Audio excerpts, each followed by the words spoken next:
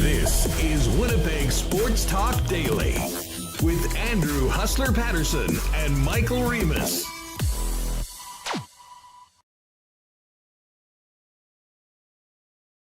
A wonderful Thursday edition of Winnipeg Sports Talk Daily. Michael Remis here in the host chair for Hustler, who's taking a personal day today on assignment for Winnipeg Sports Talk, but I'm pumped to be joined by Connor Hrabchak in just a second. We've got so much to get here on July 23. Man, summer, like we're almost halfway done. July and August here.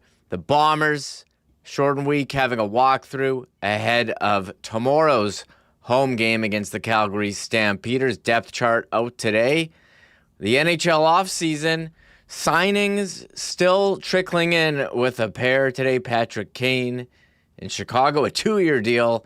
And we mentioned yesterday the Blue Jackets and Jet Greaves gave their numbers for arbitration, and they were able to avoid that, him signing a 3-year deal. The Winnipeg Sea Bears, home today, can clinch a home playoff game with a win. Connor Hrabchak, he's going to be there, and plenty of more topics to discuss. A number of great guests today.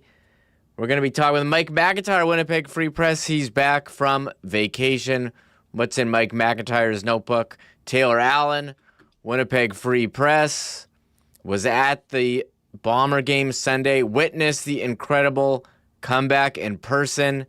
I want to say overtime win, but it was the 2-point contest win there. And final segment, or final guest of the show, you're going to want to tune into this. I'm going to be joined by Canadian boxer Stephen Butler. He's going to be fighting on Paramount Plus as part of Zuffa Boxing, a new promotion led by Dana White. So I'll be talking with him about his upcoming match. That begins 8 p.m. Sunday, Paramount Plus. He's going to join me. And before I bring in Connor, shout out to our sponsors. Without them, wouldn't be here talking to you today.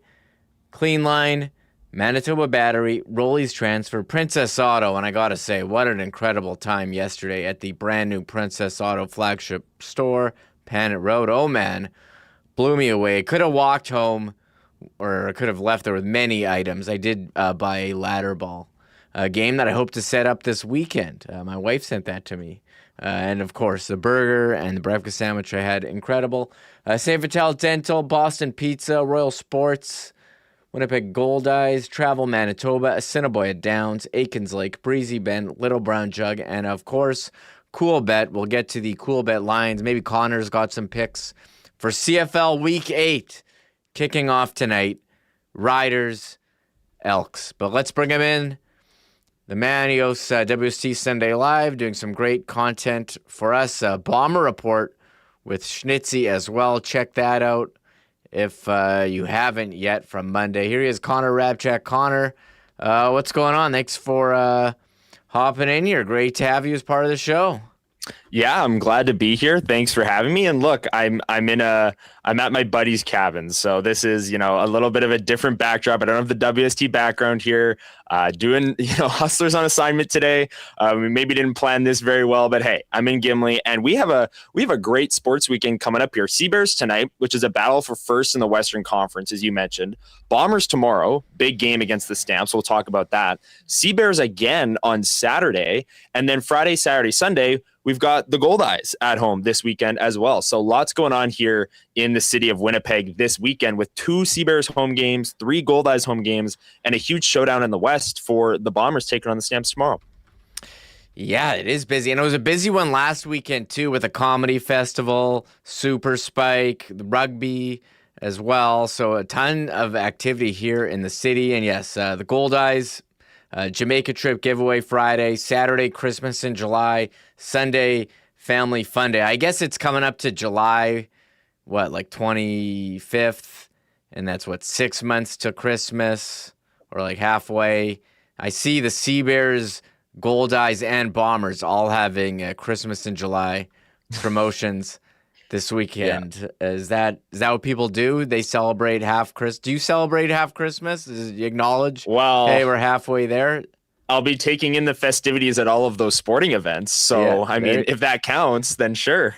There it is. Maybe I'll make it out to Family Fun Day on Sunday at 1 o'clock at Blue Cross Park. Connor, big game for the Bombers on Friday. They're 4-2, but you know, two of those wins, like pretty miracle comebacks where they did not look good for half the games. I'm talking about Calgary, the first game, and the Hamilton, or in the game last Sunday against Ottawa, who didn't have a win, and the Bombers really had to figure it out there in the fourth quarter to even tie the game.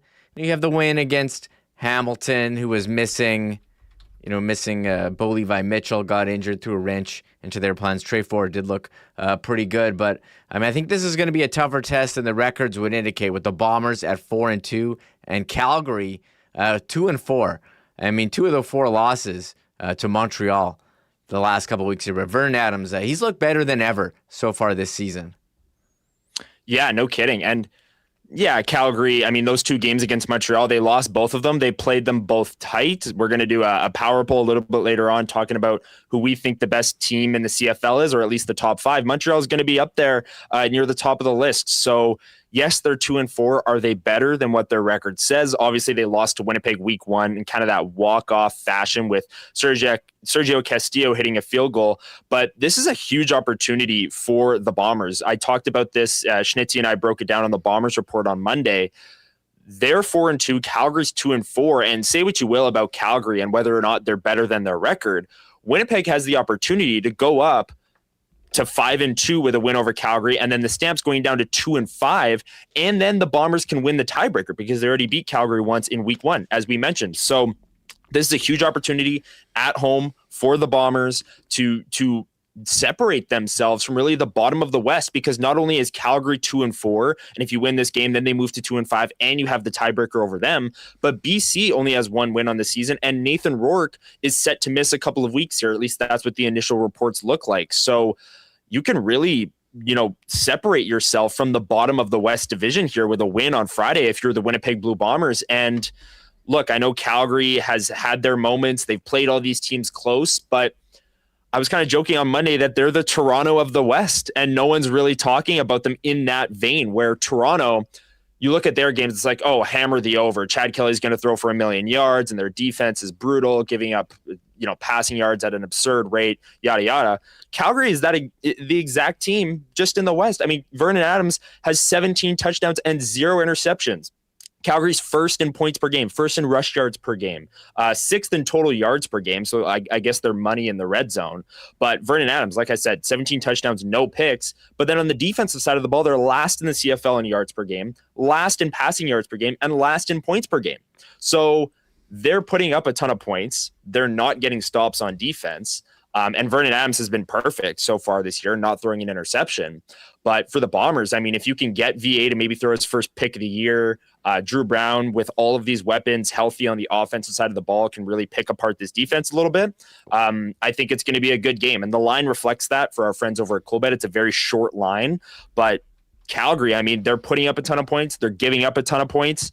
The Bombers are kind of the opposite. They're not maybe scoring as much, but their defense is near the top of the league in a lot of the ratings in the CFL. So I think it's going to be a very interesting battle, Remo. I don't know what your expectations are going into this one, but I think it'll be a close game, and we might see a shootout. It might be low scoring, and that's about as much as I can fence my thoughts going into this game on Friday.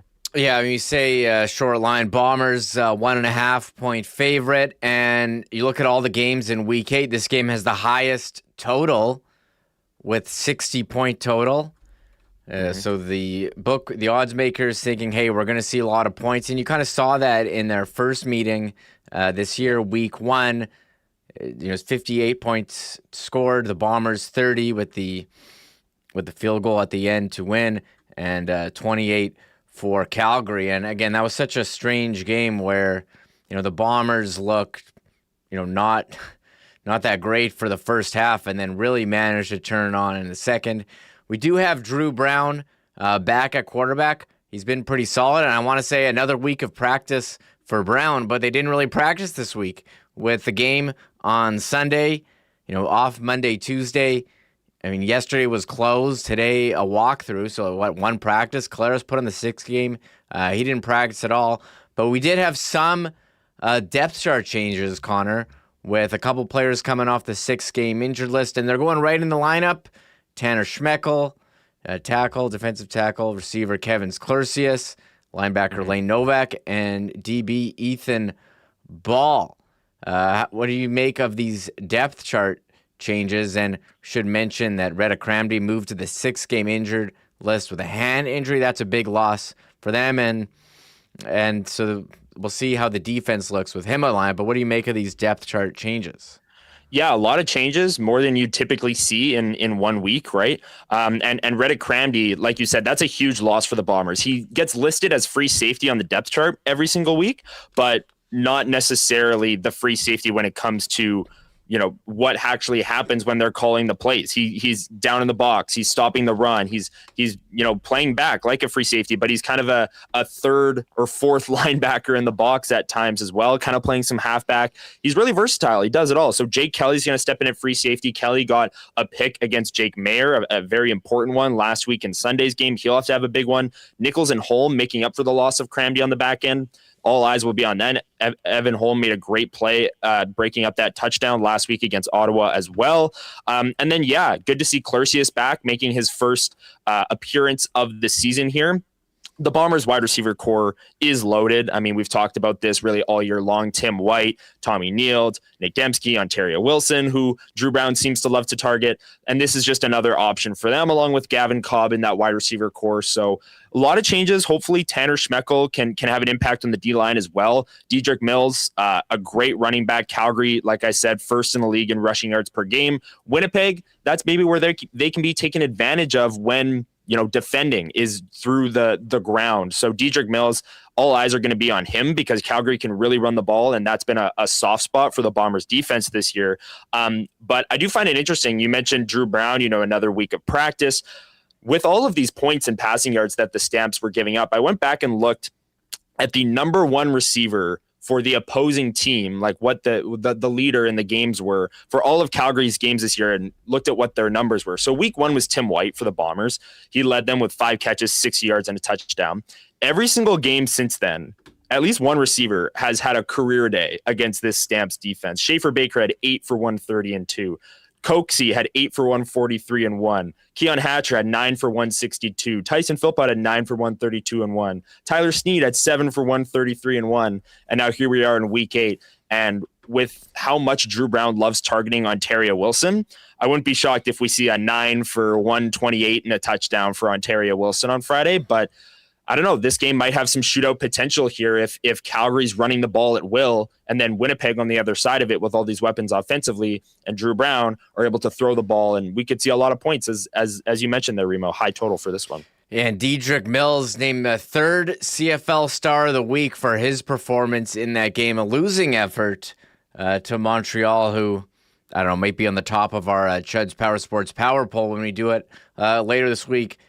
Stampeders had one interesting move on their depth chart that caught my attention, Connor, signing receiver Damian Alford, former number 1 overall pick in the CFL draft. And you might remember him. Oh, I do. Well, he's been part of the New Orleans Saints. He got cut, but it was from last season where the Bombers, they didn't beat Calgary, and Damian Alford made his name known. He had 2 catches for 22 yards and a touchdown in week 5, but it was week 7 against Winnipeg. Was this the Stampede Bowl where he had two catches, 79 yards, and 2 touchdowns. Big, deep threat. I'm not so sure. He hasn't practiced. They just signed him yesterday, but I'm haunted by what his catch to touchdown ratio against the against the Bombers. 5 catches, 3 touchdowns in 2 games last season. Yeah, they call him Moose because he's so tall and he does the moose thing after every touchdown. And we saw that 3 times last year, as you mentioned. And as soon as I saw Damien Alford signing back with the Stamps, whenever it was Tuesday or Wednesday when that news came official, I was like, oh, perfect timing. Just in time to terrorize the Bombers once again on Friday night. But yeah, last year, that game was actually in Winnipeg where he had 2 catches for 79 yards and 2 touchdowns, both of which obviously were long touchdowns. And then I believe the next day, Marquise Bridges was cut from the Bombers. And that was the guy that kind of got posterized on both of those by Damien Alford. But he's the kind of player that, like you mentioned, Remo, the catch to touchdown ratio doesn't have to be crazy for him to have an impact, right? He'll have 1 catch for 30 yards and a touchdown because he's such a deep threat. He's such a tall receiver. And I thought as well, they just signed him. Maybe, he hasn't had enough practice time. No, he's actually in their lineup. He's on their depth chart. And if you play CFL Weekly Fantasy on the CFL.ca website, they still have Damien Alford as $0. So that's a little free plug and play if he maybe goes for a catch for a touchdown or something like that. But yeah, he's the kind of guy that we might be here on Monday talking about how he had 0 catches for 0 yards, or he could have 3 catches for 100 yards and 3 touchdowns. He's got that boom bust ability, and he's one of the dynamic threats, at least outside in the CFL. And Calgary's wide receiver core is just loaded now, and now they're adding Damien Alford to it as well. Vernon Adams, if they get this record turned around and VA's stats continue to look the way they do, don't be shocked if, we're already having the conversation, but if Vernon Adams is the guy potentially winning the MOP at the end of the year because 17 touchdowns, 0 picks, and he's adding Damien Alford to an already good wide receiver core, Calgary's got a very good offense. So far, the best in the CFL, at least by points per game. Yeah, I look at Calgary's receivers, and I'm not sure who the alpha dog is. They have a number of capable guys, Barnes, Jones, Brooks, they're all solid, but Damien Alford, I think, Philpott, Jalen Philpott. Not as good as Tyson, but he still put up some numbers for them. Damien Alford would give them another weapon. We'll see how many snaps he gets after just signing with them.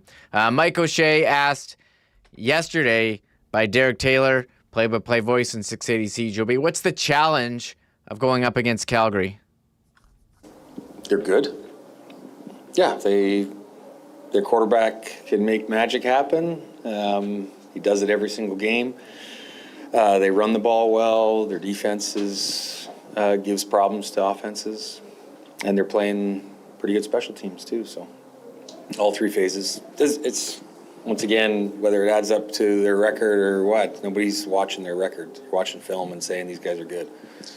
Their defense, is it substantially different from what you guys saw in week number 1 because of the guys who are now back? Well, anytime you add those 2 defensive linemen that are all-star caliber defensive linemen, it makes it that much tougher. What is it about Jalen Hutchings that makes him such a problem, concern, whatever the word might be?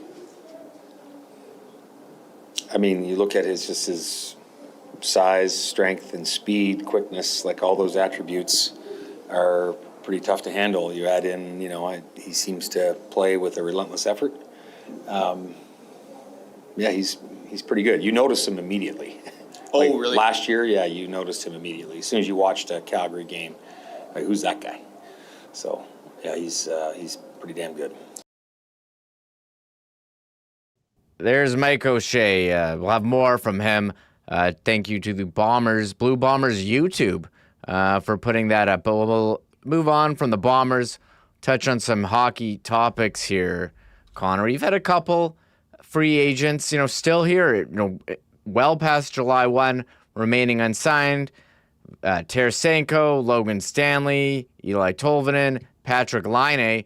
But it wasn't Patrick Laine, it was another Patrick who signed today. Patrick Kane signing a 2-year deal, going back to the Chicago Blackhawks.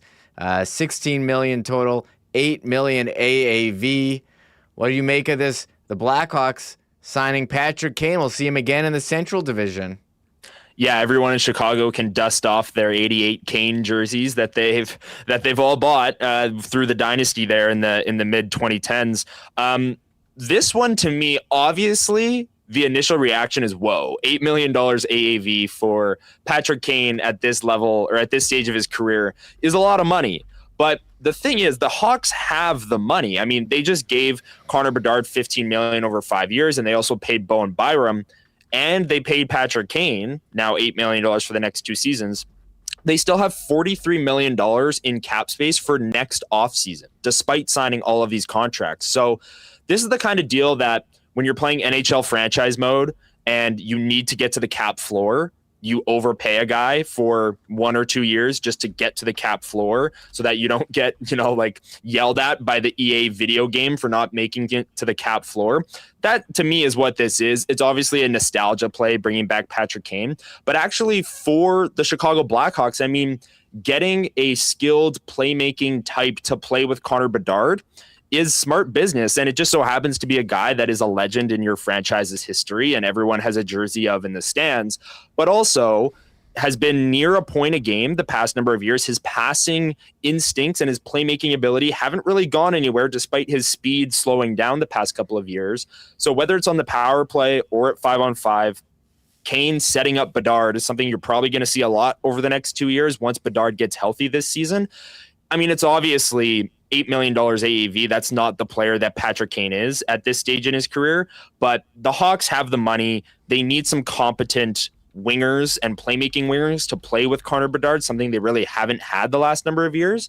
So I don't hate it for that. And again, it's not crippling their cap situation because next offseason they have $43 million with Patrick Kane on the books in cap space. So it's not like they're screwed now that they gave him a ton of money. It is definitely a ton of money, but it's someone to play with Connor Bedard. It's someone to set him up 20, 30 times a year for all his one-timers on the power play and things like that.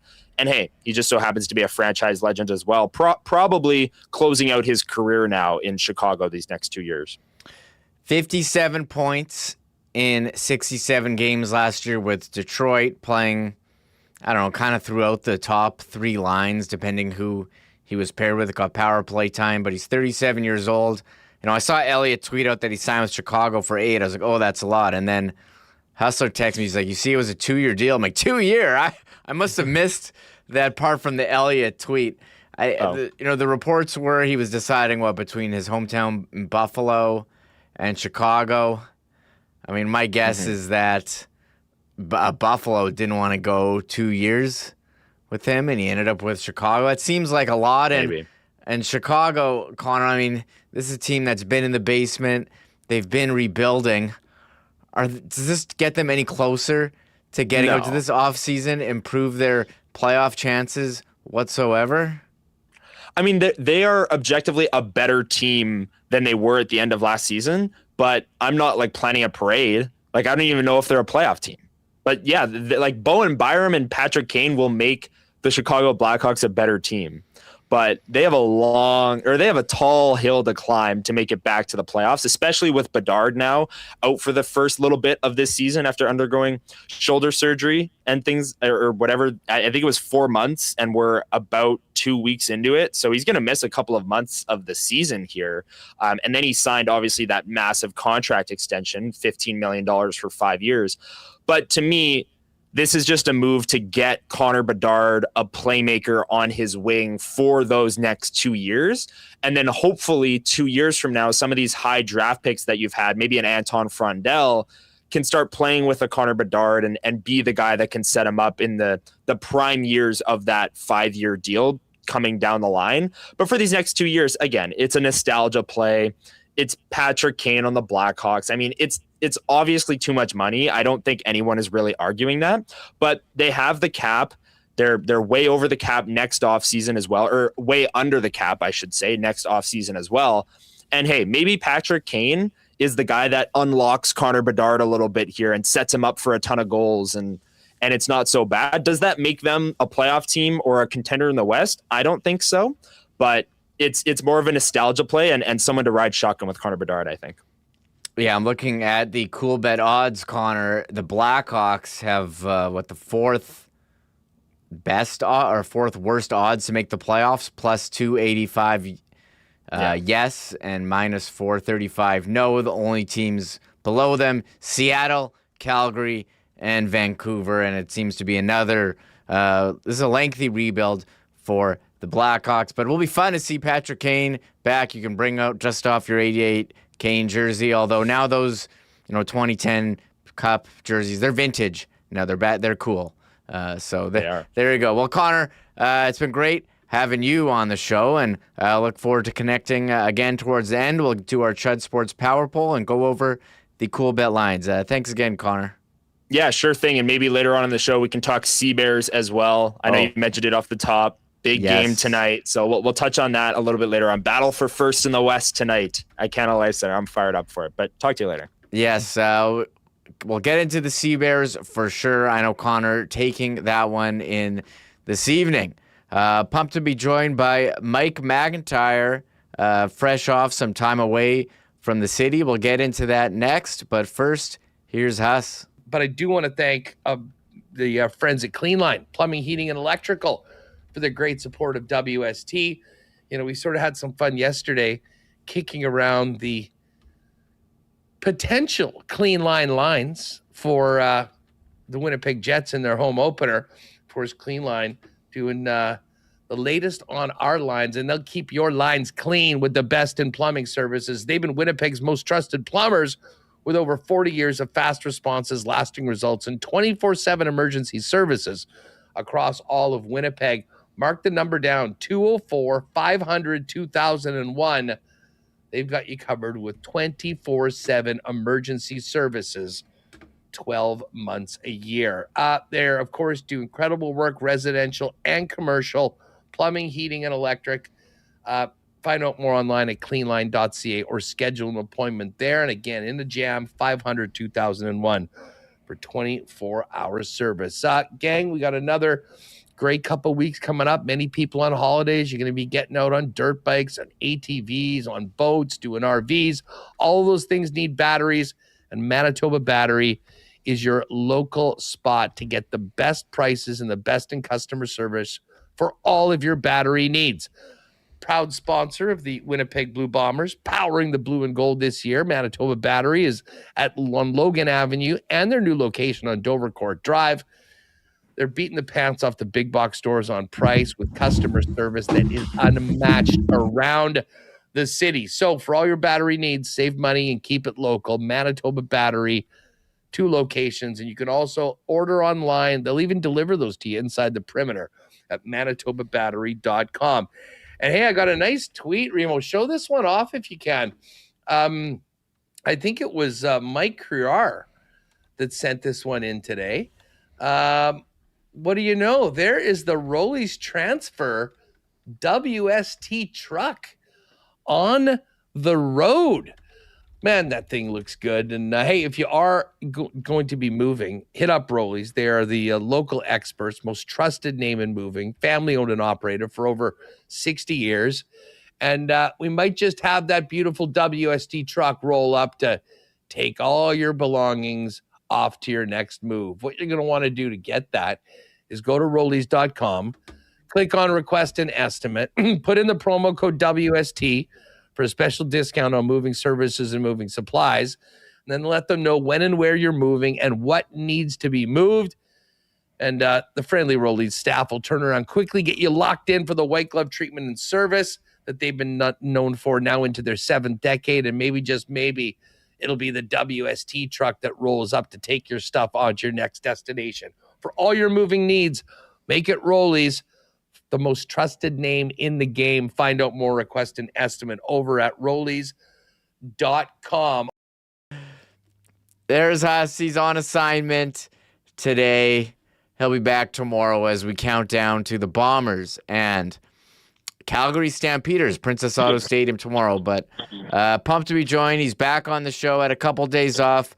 Mike McIntyre, the Winnipeg Free Press. Mike, thanks for taking some time here to join me. How's it going? It's going great. Now, tell the truth, Remo. Is Hustler on assignment? Does that mean he's golfing or drinking somewhere, or is he actually working? I think he's doing some golf thing for Coolbet and all the all. So you were pretty close. I believe he is on a golf course. I don't think he's golfing, but I think he's doing some administrative. Drinking. It's possible. There may be a beverage. You never know. But Mike, when you come on, you've got a couple stories in the Free Press. We didn't touch on this one during MLB All-Star break, but we didn't really talk about Tristan Peters from Winkler, named as an alternate in the All-Star game. It's crazy.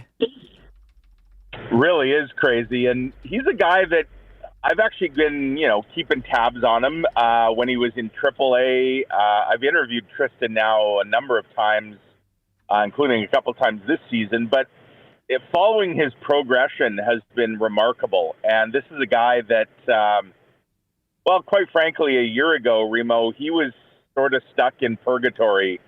He was on his third different MLB organization. He was having a good year in AAA with the Tampa Rays organization. And, one thing we know about Tampa is they're pretty good at developing baseball players. They don't always keep them, but they're always competitive, as Jays fans are once again being reminded of this week as Tampa looks for the series sweep in Toronto, which I believe goes later this afternoon, not tonight. But Tampa, they obviously, really helped Tristan unlock something in his game. That being said, they traded him over the winter to the Chicago White Sox. And quite honestly, that was probably the best move for the pride of Winkler, because the White Sox, they haven't been very good for a while. Nobody was really expecting them to be any good again this year. This is they're in a rebuild. But that rebuild has been accelerated. They're actually having a great year, and a big reason for that is Tristan Peters suddenly getting an opportunity. This is a guy who's hitting like 300, which, for folks who follow modern day baseball, like batting 300 in 2026 is like batting, 330 a decade ago. Averages are down huge. And yet Tristan Peters is, he's one of the best contact hitters in the American League. He's got some power, got a lot of speed. He's a brilliant outfielder. And, what a weekend from a couple weeks ago, Remo. On the Friday night, he hits for the cycle, single, double, triple, home run. Obviously the first Manitoban to ever do that at the major league level. He's only the second Canadian to ever do it. And then the next day finds out that he's an injury replacement at the All-Star game. So, like I said, I've talked to him a little bit this season. There's been a lot of sort of pinch me moments for him. And no doubt, these last couple milestones that he's hit have really done it. And there was a watch party in Winkler for the All-Star game last week. He did get into the game, had one at bat. Unfortunately, struck out. A lot of guys struck out. Pretty good pitching at the All-Star game. But, yeah, what an absolute incredible accomplishment for the former Pembina Valley Oriole, I believe they were called. He is, without question, the most successful baseball player from Manitoba since Corey Koski, which was like 20 years ago. And given the trajectory that Tristan is on, he could end up being one of the best this province has ever produced. So great story, really fun to follow. We always talk about Manitoba hockey players. Obviously, we're a bit of a factory for those. Not so much on baseball and golf, but it's a lot of fun seeing guys like Aaron Cockrell, Tristan Peters, succeed at a major league level. And a real, point of pride for the Manitoba sports community. Yeah, Corey Koski, active in Major League Baseball from 98 to 2006, which look at the calendar, Mike. Hard to believe. That is 20 years ago. It's wild. So we'll be following the White Sox. They're on top of the Central Division. Bit of a surprise there. And Tristan Peters putting up some nice numbers, 791 OPS, 6 homers, 37 RBIs. and he's got 38 runs. So we'll see what he finishes with this season. Talk about Manitoba athletes, Mike. I know that you were up in Cross Lake. What were you doing over there? Yeah, so I spent much of last week up in Cross Lake First Nation. For folks who aren't aware where Cross Lake is, it's about an 8-hour drive north, and then you go east a little bit, and then you end up going kind of south, curl around Lake Manitoba. Very isolated. You know, it's a community that's had its share of difficulties, and this was one of those, Remo, where I was sort of, worlds were colliding for me. My current role as a sports writer, but also, you know, my past as somebody that covered crime and justice. There's a lot of that going on, but it mainly was sports, and folks will be able to see my my feature that I wrote out of Cross Lake, which is running this Saturday in the Winnipeg Free Press. It should be online by Friday afternoon. It's all about Brady Keeper. And folks may say, hey, I kind of remember that name. Well, Brady Keeper made some history back in 2018, 8 years ago, as a then 22-year-old, the former Manitoba Junior Hockey League defenseman with OCN, who was never drafted in the NHL, was signed out of college. He went to the University of Maine, and the Florida Panthers signed him as a free agent. And Brady Keeper made his NHL debut in 2018, playing with Mackenzie Weegar for a game. He'd get into 2 more NHL games over what became a 7-year pro career, which just ended last year. Brady mainly played in the American Hockey League, even had a cup of coffee in the East Coast League. He's now retired, Remo, not so much by his own choosing. He ran into all kinds of injury issues, 2 different concussions, a broken leg, torn ACL, and he called it quits last year. Now, the story, the feature that I went up to Cross Lake for is all about a homecoming. This is a guy that could kind of live anywhere he wants at this point. He's been around the world for his hockey career. He's got a wife and 3 kids, 4th on the way in September. He has gone back to Cross Lake, you know, by his own choosing, to return to this remote, troubled First Nation. And Brady Keeper is now acting as a role model, a mentor, a coach to dozens of children in Cross Lake. He's running the Little League baseball program up there. He's coaching a U9 and a U11 team.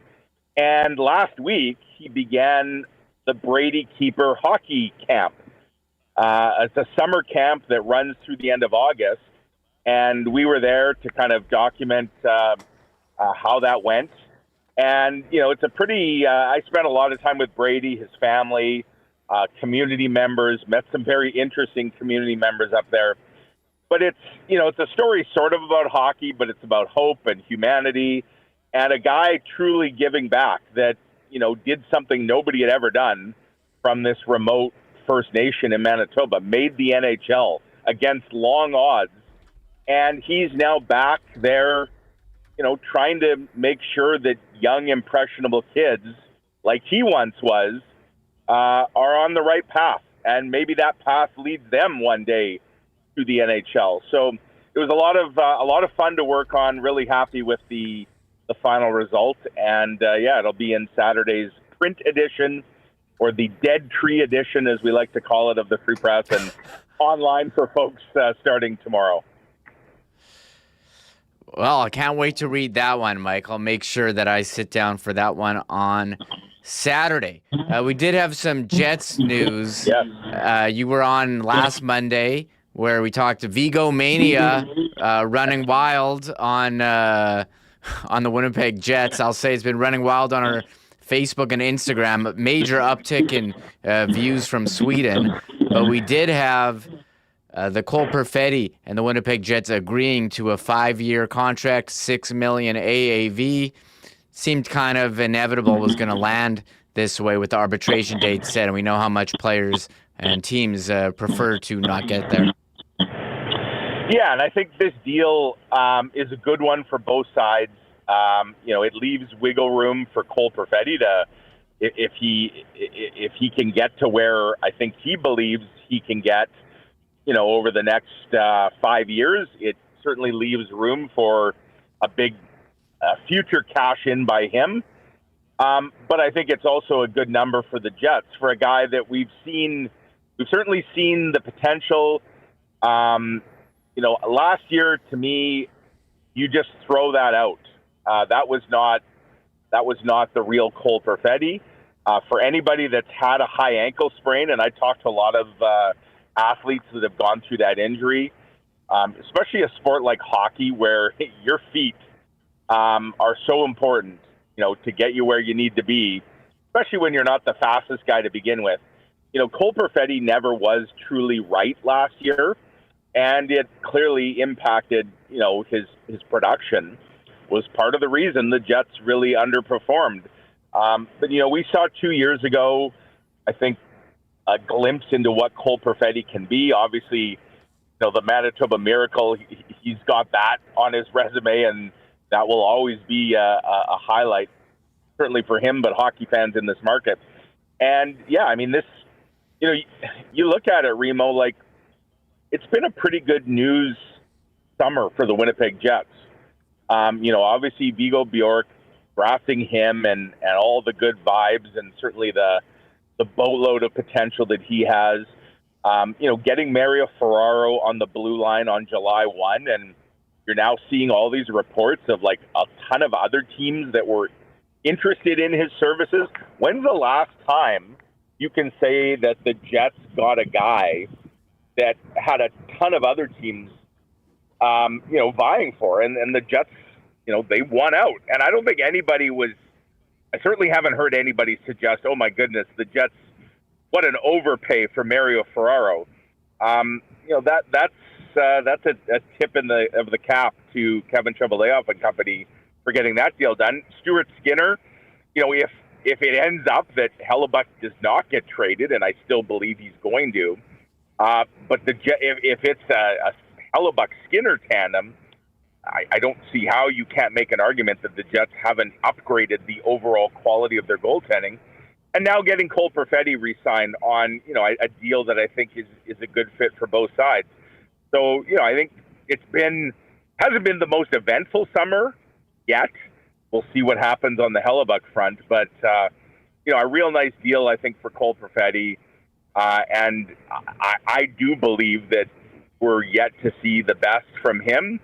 And, he said all the right things on the Zoom the other day about how his body feels and his training and in the gym. We'll see what that looks like come, September. But all the reason in the world to think that Cole Perfetti is going to have a ton of motivation.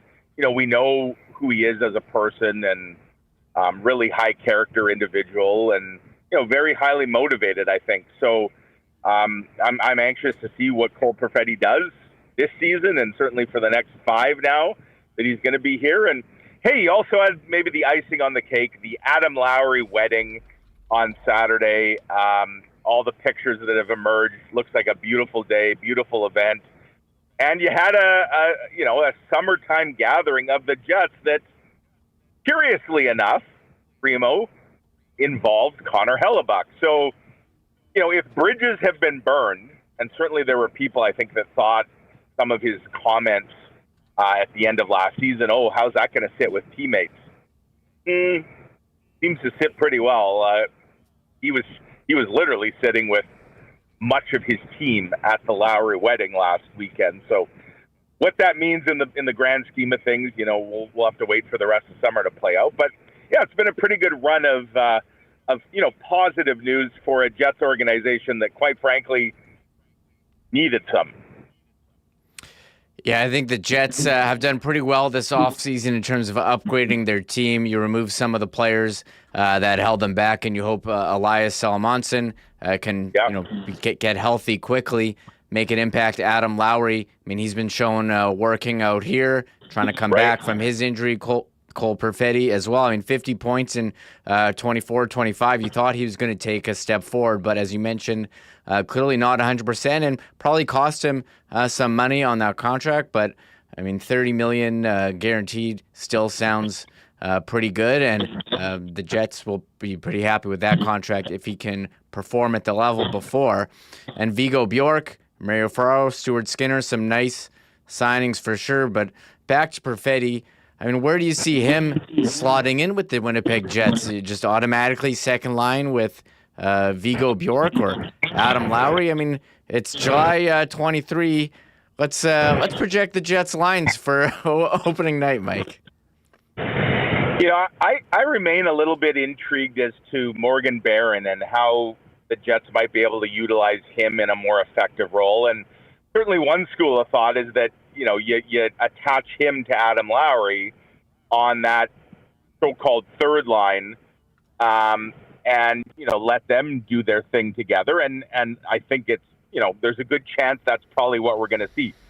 What I don't think we're going to see is Morgan Barron on the fourth line. And, there's a reason you certainly heard talk this summer about the Jets, maybe wanting a fourth line center.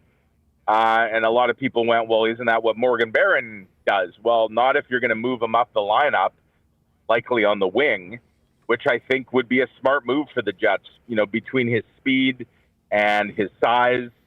And, he's got some good hands. I think he's a guy that can be a real nice piece in your top nine.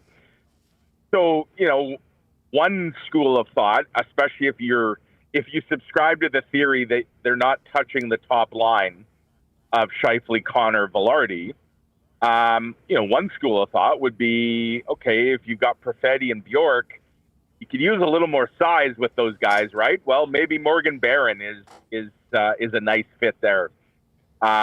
Wouldn't totally rule that out. You also Gabe Velarde could move, and we've seen Gabe Velarde as the guy that has moved down at times to play on that second line. So maybe Velarde moves down. Who moves up? Does Morgan Barron play on the top line?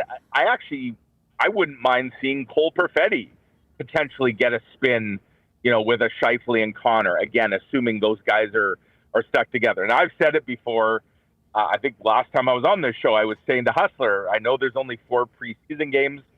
I wouldn't mind seeing Kyle Connor and Vigo Bjork as a duo for a preseason game just to see what that looks like. But I think the potential there for Cole Perfetti to maybe move up and potentially, play some games with Mark Scheifele, it should be on the table. It really should be.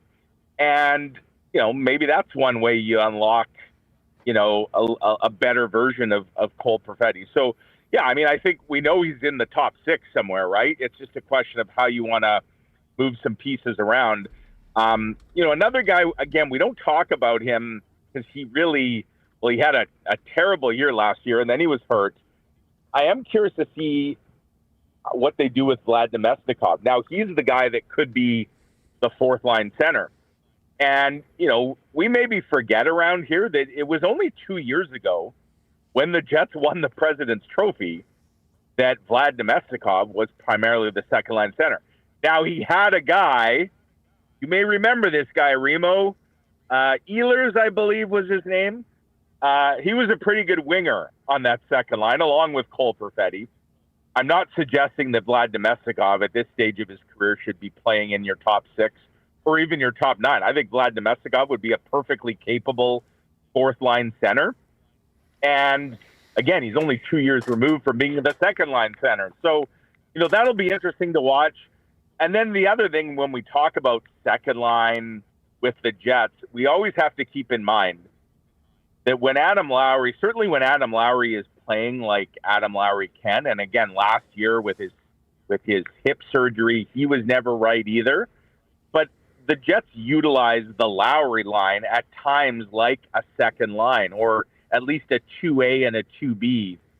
And, I think that's a smart thing to do. Like, you look at good teams around the league, it's not so much a defined top 6 and bottom 6. It's more a top 9.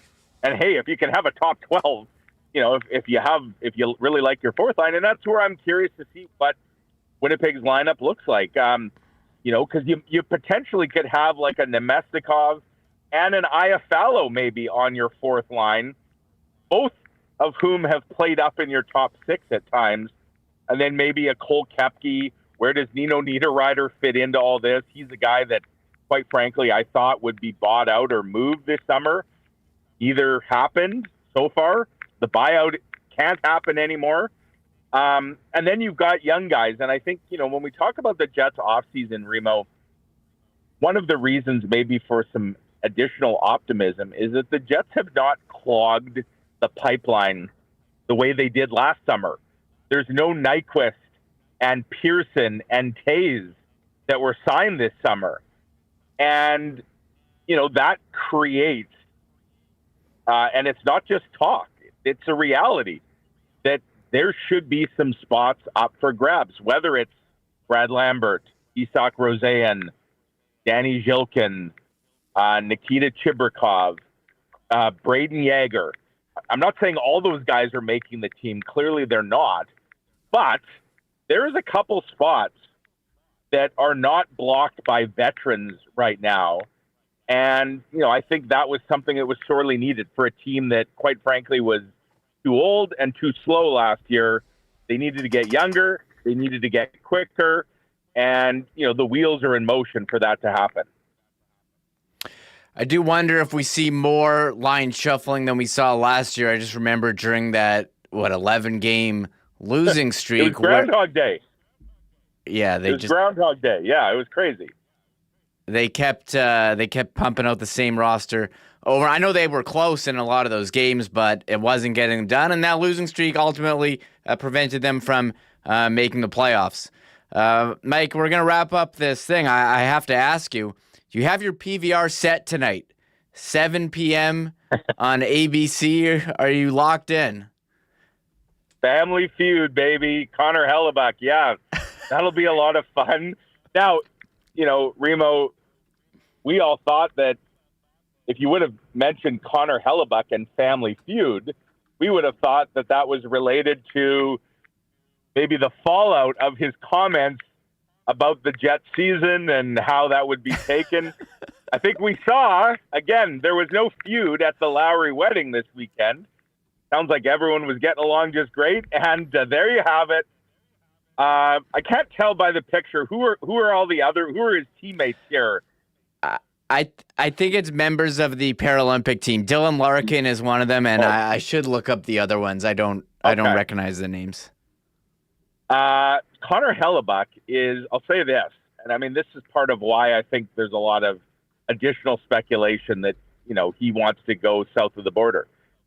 He has unlocked the Connor Hrabchak brand in such a big way.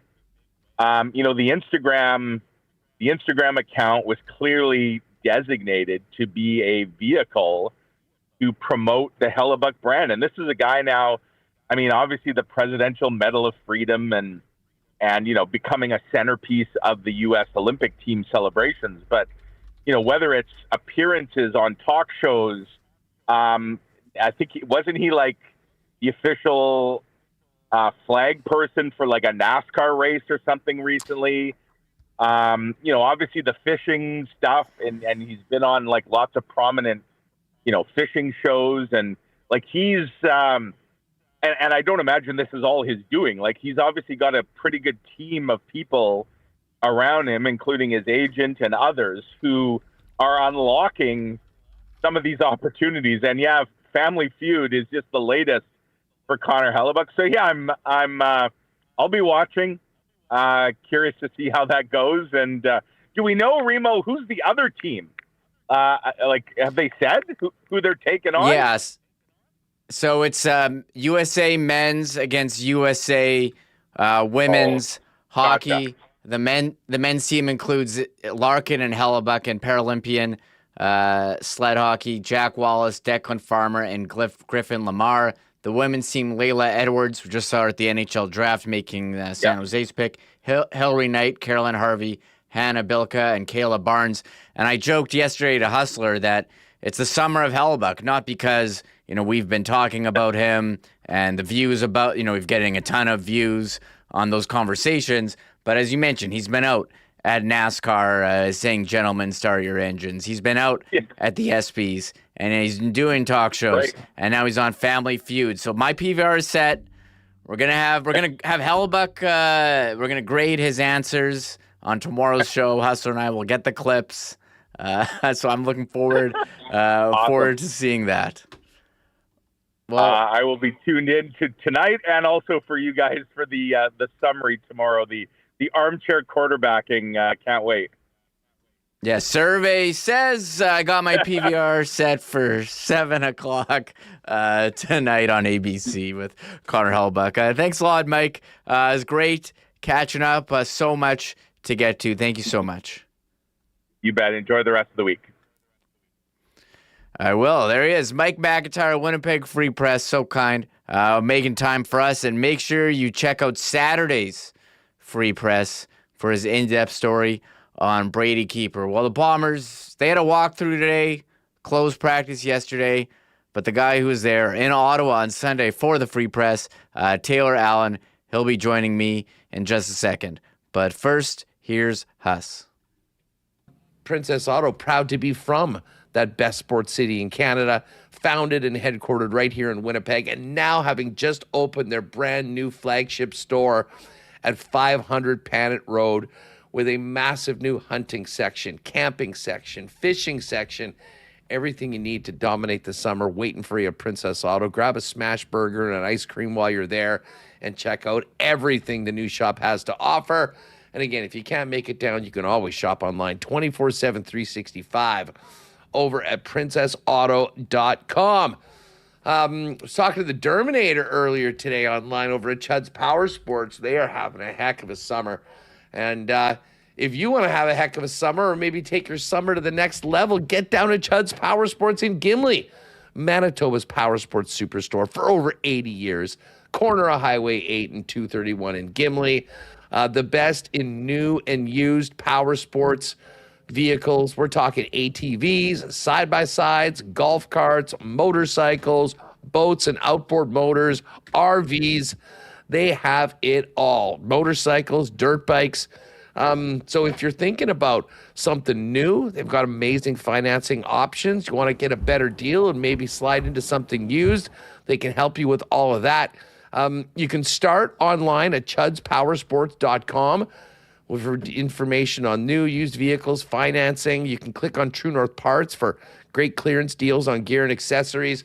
But the best thing to do is pop down and see them in person in Gimli, corner of Highway 8 and 231. Chudds Power Sports. Check them out at chudspowersports.com. Our friends at St. Vital Dental Center are having a great summer.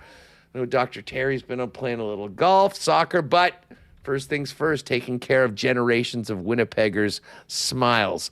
They've got a beautiful new facility at 167 St. Anne's Road with convenient free parking right behind the building and state-of-the-art equipment and an amazing staff that'll make your dental visit a treat. And they do it all. Cleanings, checkups, all the way to things like dental implants. Everything you need when it comes to dental services is all in one place at St. Vital Dental Center. For clients from 6 months to 99 plus. Go to stvitaldental.ca and make an appointment today and say hi to Dr. Terry and the gang from the gang over at Winnipeg Sports Talk. And just before we bring in Murat, we got a big one. Spain and Argentina, World Cup final on Sunday. Going to be an incredible sports Sunday for Winnipeg sports fans.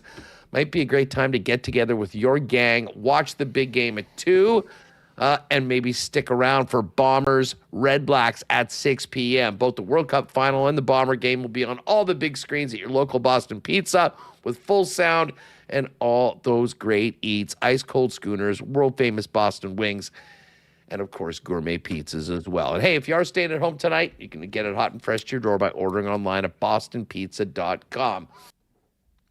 There's Huss. He'll be back tomorrow. Getting set for the Bombers, Stampeders. We'll also probably talk some Seabears if they can clinch a home playoff game. Remember the past home playoff games here. Electric crowd at Canada Life Center.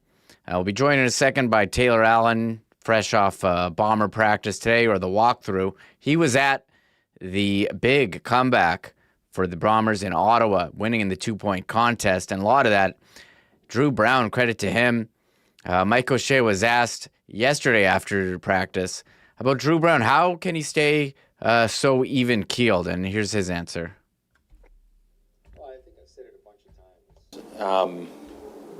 The amount of work that goes into being prepared for a pro football game at that position, it's a large chunk of time that they spend with the OC, with each other, with their teammates, making sure they're right on their own, watching their own film, studying.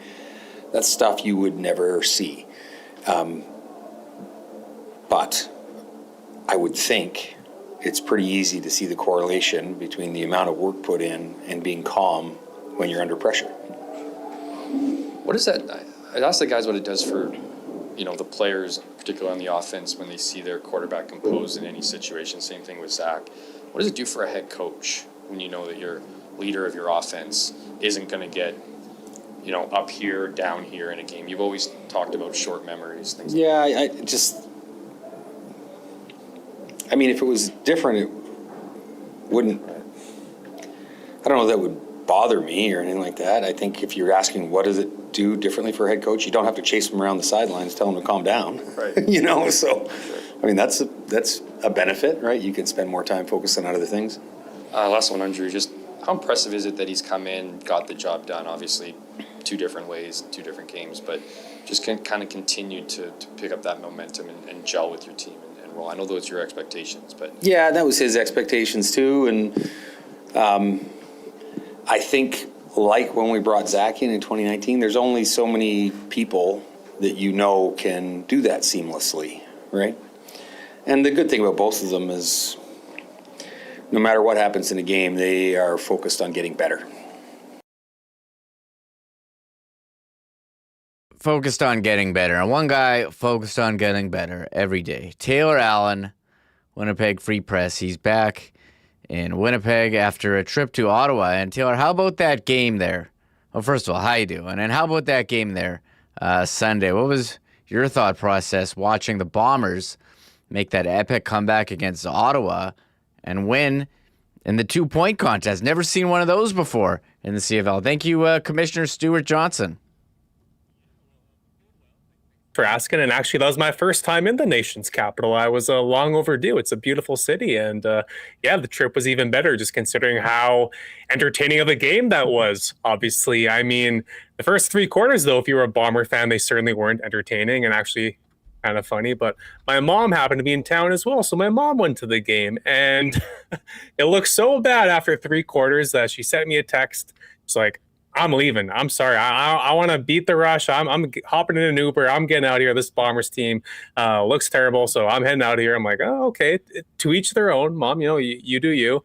And sure enough, an hour or so later, she was obviously regretting her mistake not staying to the end, because this is the CFL, and you never know what can happen in the final 15 minutes, or in this case, 15 minutes and then extra overtime with the shootout, which was kind of interesting. So yeah, a wild game in Ottawa. If you're the Bombers, you're happy that you won, but I feel like if they played any other team in the league that night, they're probably not walking away with 2 points, because that was far from their best performance. But hey, when you're on the road, sometimes it's going to be ugly, and yeah, that's basically what it was on Sunday in Ottawa for sure.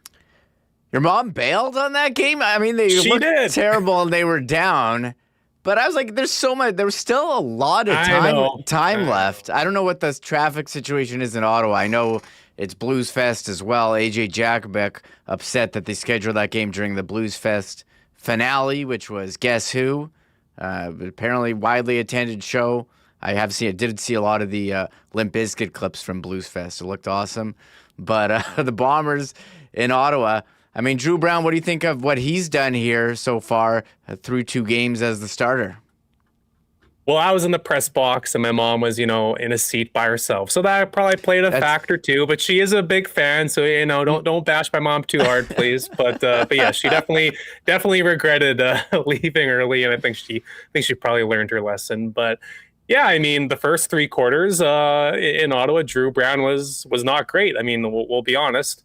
And then the 4th quarter, when his back was up against the wall and they needed 17 points, that's exactly what he got them. They flipped a switch. They looked like a completely different offense at that point. And of course, the Bombers defense, even gave them a chance to make that comeback. Because, I mean, if the Bombers defense doesn't force those four punts, in the fourth quarter, it doesn't matter what Drew Brown and the Bombers offense does. So, we got it done late and in overtime. And of course, the shootout, he made the plays that needed to be made. But no, it definitely wasn't his best game and wasn't as good as the game that he played against Toronto the week before that. But overall, though, I mean, they made the trade for Drew Brown, and he's 2-0 as a starter.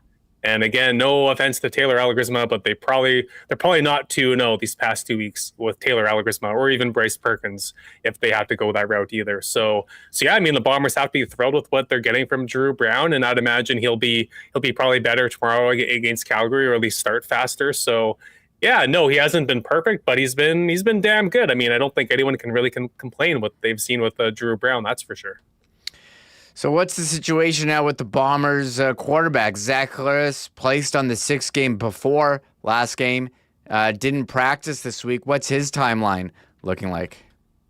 Yeah, this is just a quirky CFL thing. I mean, of course, on paper, you see the Bombers place Zach Claris on the 6-game injury list, and everyone kind of lost their minds right on the weekend when that happened, because it's like, oh my goodness, he's going to miss 6 games. But that's not really how it works. It's more of a cap thing. So when a guy is on the 6th game, their cap doesn't count. Their salary doesn't count towards the cap. That week. So that's kind of more so what it is. I mean, there's been guys who only miss a game or two who get put on the 6th game. So that might be the case for Zach. He very well could be back next week, even though he's been on the 6th game now for only 2 weeks now. So I don't think he's going to be gone for the 6 weeks. I asked Mike about it, and he kind of just said what I basically said too. Like, this is just a kind of a CFL thing. This is why they have this 6th game. This is why they use it.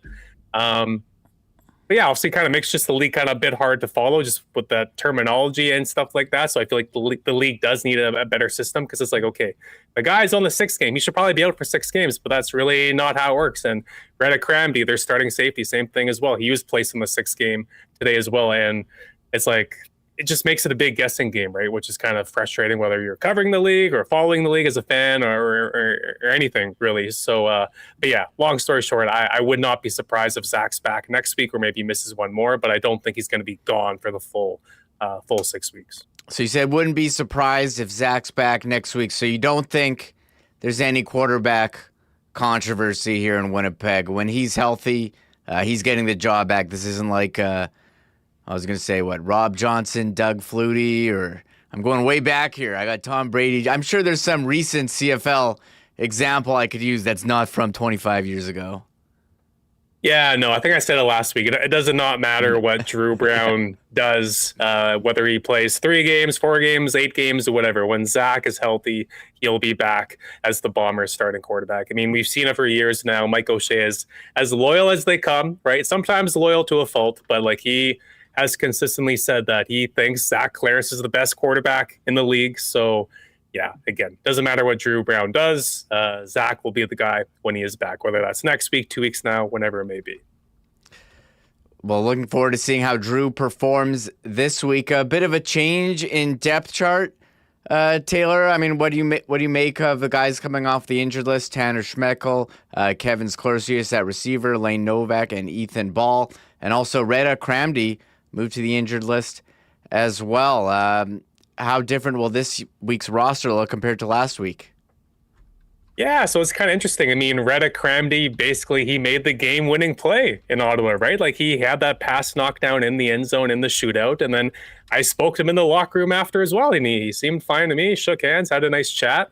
And then yesterday was a close practice, so we don't know what was happening exactly. But so yeah, it was kind of a surprise to see him on the 6th game today. So we'll see how long he's out for. Again, Mike O'Shea did say he doesn't expect him to be out for a while. So that's promising news for the Bombers, because Remis Hrabchak is, probably one of the most underrated players on this team.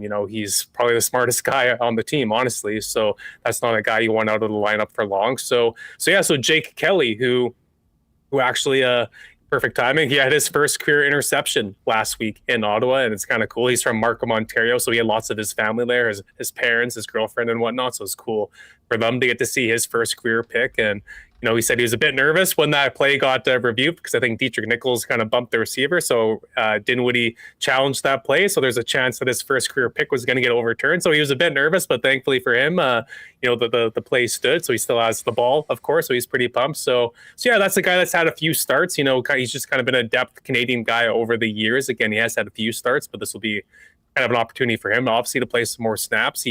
Even already this year, he's played a decent chunk of snaps. If you watch the Bombers play, you often see Jake Kelly out there. So I was talking to Dietrich Nichols about him today, and he said, yeah, he's ready. We'll be in good shape with Jake Kelly, so they're not too worried about that. And yeah, a few other kind of depth guys, back in the lineup. Ethan Ball is kind of a guy that doesn't get talked about a whole lot, but this will be his season debut. He, second-year guy, great guy on special teams. Like, this guy was made to play special teams for sure. So I think as well as their special teams unit has been so far this year, it'll be a boost to get a guy like Ethan Ball back as well. And Kevin Sklercius, he's kind of had an injury, and he's been a bit inconsistent in his career as well. But I think getting a guy like that to add some nice Canadian depth to their receiver room as well. So yeah, nothing too earth shattering this week, but yeah, definitely a few faces they're getting back, which I'm sure they appreciate. Yeah, and the opponent this week, Calgary, we saw these two teams meet in week 1, but I find it interesting, Bombers 4-2, Calgary 2-4. Bit tough luck with the scheduling. Calgary playing Montreal in back-to-back games, falling short, but Vernon Adams, man, he's been on fire to start the season. Yeah, I mean, don't fall for the Calgary Stampeders record of them being 2-4. Like you said, having to play Montreal, arguably the best team in the league the past 2 weeks, that's pretty brutal, obviously. And hey, they gave them good games both times, right? Like, they only lost by 1 score in both of those games. And, and if we go back to week 1 against the Bombers, I mean, Calgary, they played well, right? And they were shorthanded. They didn't have arguably their best player, Jalen Hutchings, their star D lineman. He missed that game. He was still working his way back from injury, and he will be playing tomorrow. So the Bombers, the performance that they had in week 1 is probably not going to be good enough to beat the Calgary Stampeders tomorrow. And Patrick Neufeld, who I spoke to today, he's like, yeah, that's absolutely true. Like, we need to be better. We need to clean up some things. And, one of those things that the Bombers need to clean up is to stop shooting themselves in the foot on their first possession. It feels like every game they've done this. Last week they had Bryce Perkins out for a 3rd and short, and he was 20 for 20 on the year, right? Perfect. And then again, in Ottawa, first drive of the game, he gets stuffed on a 3rd and kind of a 1.5. So you turn the ball over on your first possession there. And then the week before that, Drew Brown and the guys are marching the field, and then Ontario Wilson fumbles, I think 5 yards out from the end zone or whatever it was. So it's like, okay, so if you're playing Calgary, this is the best team you guys have kind of played in a while. You got to start better. I mean, this team has gone away with these slow starts. It feels like quite a bit this year. But a team against Calgary, again, with the Vernon Adams, who's putting up some insane numbers right now. I believe they're the highest scoring offense in the league right now. Then they have Dietrich Mills as well, who's putting up crazy numbers at running back as well. The Bombers can't be, stuck in neutral for 3 quarters. They got to bring it for all 4 quarters. Otherwise, they're probably going to drop to 4-3. Yeah, it's been interesting in some of the Bombers games. Like, you look at the wins against Ottawa and Calgary. I think of that game against Edmonton, although there were a number of turnovers. Slow starts and slow first halves have been a problem, but they seem to pick it up in the second. But is there anything to read into that? I mean, to their credit, like, no one is going to play, I guess, a perfect 4 quarters. And at least, Drew Brown actually kind of spoke about this today. He's like, I've been on teams before that start really hot and then they do nothing after that. So it's like, okay, well, you'd rather finish strong as opposed to, ending on a whimper, I guess. And that is true. But I don't know what it is. I mean, whatever they're doing at halftime is clearly working, whatever adjustments they're making, I guess. But this just isn't typical Blue Bombers football. Like, over the years, usually this has been a team that has started fast, right? And it's not even just the starts either. Like, they're just kind of making some boneheaded mistakes that we just haven't seen them make over the years. I mean, their penalties, it felt like in Ottawa, they just were getting more penalties than you like them to see. Like Michael Fletcher, for example, had that, they're roughing the passer penalty that flagged for 25 yards. Sergio Castillo, the Bombers are trying to come back in that 4th quarter, right? They get that first touchdown. It's like, okay, here we go. It's a game. And then Sergio Castillo kicks the ball out of bounds, giving the Red Blacks the ball at midfield. And it's like, oh my goodness, well, you guys worked so hard to make a game out of this, and now you're just giving Jake Mayer the ball at midfield, and all they need is a first down or 2, and then they're going to kick a field goal and this game's over. But thankfully for Sergio, Willie Jefferson did him a huge solid and sacked Jake Mayer for a 9-yard loss, so it all worked out. But yeah, I don't know. They're just making mistakes that they just typically have not done over the years. So in a way, this team are kind of fortunate to be 4-2. And I asked Mike O'Shea today, like, hey, like, just how would you grade this team? Like, we're a third of the way through the season now. Like, I feel like we all should have a decent grasp of this team. And he said, well, we're still learning. We're headed in the right direction, but this team is still learning. And I thought that was a fair assessment because, yeah, this team has done some good things, but just feels like every week they just do some things that make you scratch your head or go, oh my goodness, you can't get away with that against a team like Saskatchewan or Montreal. So we'll see. We'll see if they kind of can shut off some of those mistakes tomorrow. But yeah, I mean, they've been getting away with them lately, that's for sure. This season they got the new OC, Tommy Condell, and we talked so much before the season about how he's not really known to run the ball. He's known to throwing. We're not seeing a ton of usage here compared to the past. Brady Oliveira, not really getting receptions, carries. I mean, they kind of got game scripted out last game. He did have a huge one in overtime. But what have you seen in the Tommy Condell era as we turn the page on Jason Hogan last year's OC? Well, it's funny because in that week 1 game in Calgary, Brady had over 100 yards rushing. So it's like, oh, okay, like this narrative about Tommy Condell not running the football, it's like clearly that was overblown, right? Clearly now he knows he has Brady Oliveira, arguably the best or second best running back in the league. He's going to use him. Well, fast forward all these weeks since, Brady hasn't even come close, honestly, to 100 yards rushing. And of course, there's been some reasons for that. They've been down or whatever. Like in Ottawa, they were basically trailing the entire game. So I understand he's not going to have, 20 carries or whatever. But for that game on Sunday against who, by the way, the Red Blacks have the worst run defense in the league. For that game after 4 quarters, for Brady to only have, I think he only had 25 yards rushing at that point, is absolutely absurd, right? Like, in a way, yes, I understand you have to worry about what the scoreboard says and then whatever, but like they have to get that guy the ball more often. And I mean, Drew Brown, he did a lot of good things, but I mean, he almost threw 4 interceptions as well. I mean, Shakur Brown, a DB on the Red Blacks, he dropped 3 interceptions. So it's like, okay, you're throwing the ball a lot and whatever, but it's like, run the damn ball. And yeah, I haven't had a chance to ask Brady about it this week because it's a short week, whether or not he's getting frustrated or not. I mean, he's a guy that cares more about winning and whatnot. But I mean, they've kind of just gone away a little bit from their bread and butter over the years, which has made this team so successful, is just running the ball down other teams' throats. And, again, I understand you got to throw the ball too, but just like, yeah, I don't know. It's been weird to see since week 1 when they were running the ball so much success, and they've kind of gone away from that ever since. So, classic Tommy Condell has kind of been showing so far for this team, but it's only 6 games and whatever, so it's easy to kind of maybe get too high or too low in some of these numbers. But yeah, it definitely has been weird to see that Brady has not been as big of a factor as he probably should be at this point of the year. Yeah, lower yards per carry this season and lower target share. We've seen Brady been used in the offense, not as much. Used in the receiving game, not as much this season. So, Taylor, you mentioned, it feels like week 8, we're almost halfway through the season. I mean, how are you assessing the Bombers? I mean, they had this big offseason of acquisitions after disappointing last year. Do we have, how would you rank them so far as the season compared to expectations?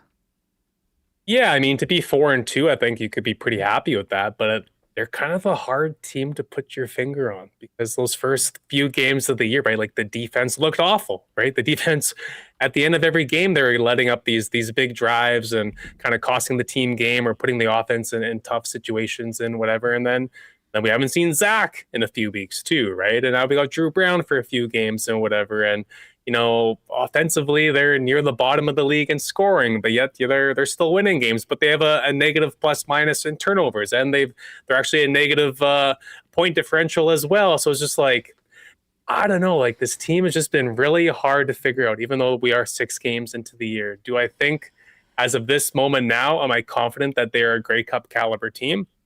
If I'm being brutally honest, I don't think so. No, but again, this is the CFL. We're only 6 games in. there's still a lot of football left to be played, and that narrative could easily change in 2 or 3 weeks, right? But so far, though, this team has just made a bit too many mistakes. They've been a bit too inconsistent on both sides of the football.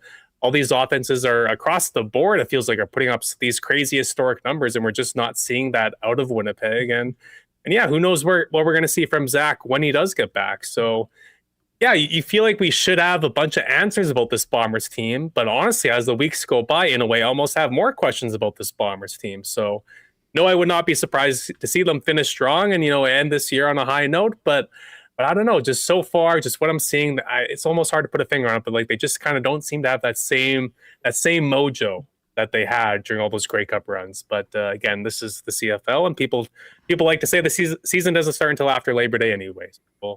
We'll see in the coming weeks, I suppose. Yeah, we'll have to see. I think later on the season, it's not how it's not how you start, it's how you finish. I remember Mike O'Shea after week 1, he's like, guys, it's week 1 here, so we'll see how much runway they get there. Week 8 does kick off tonight.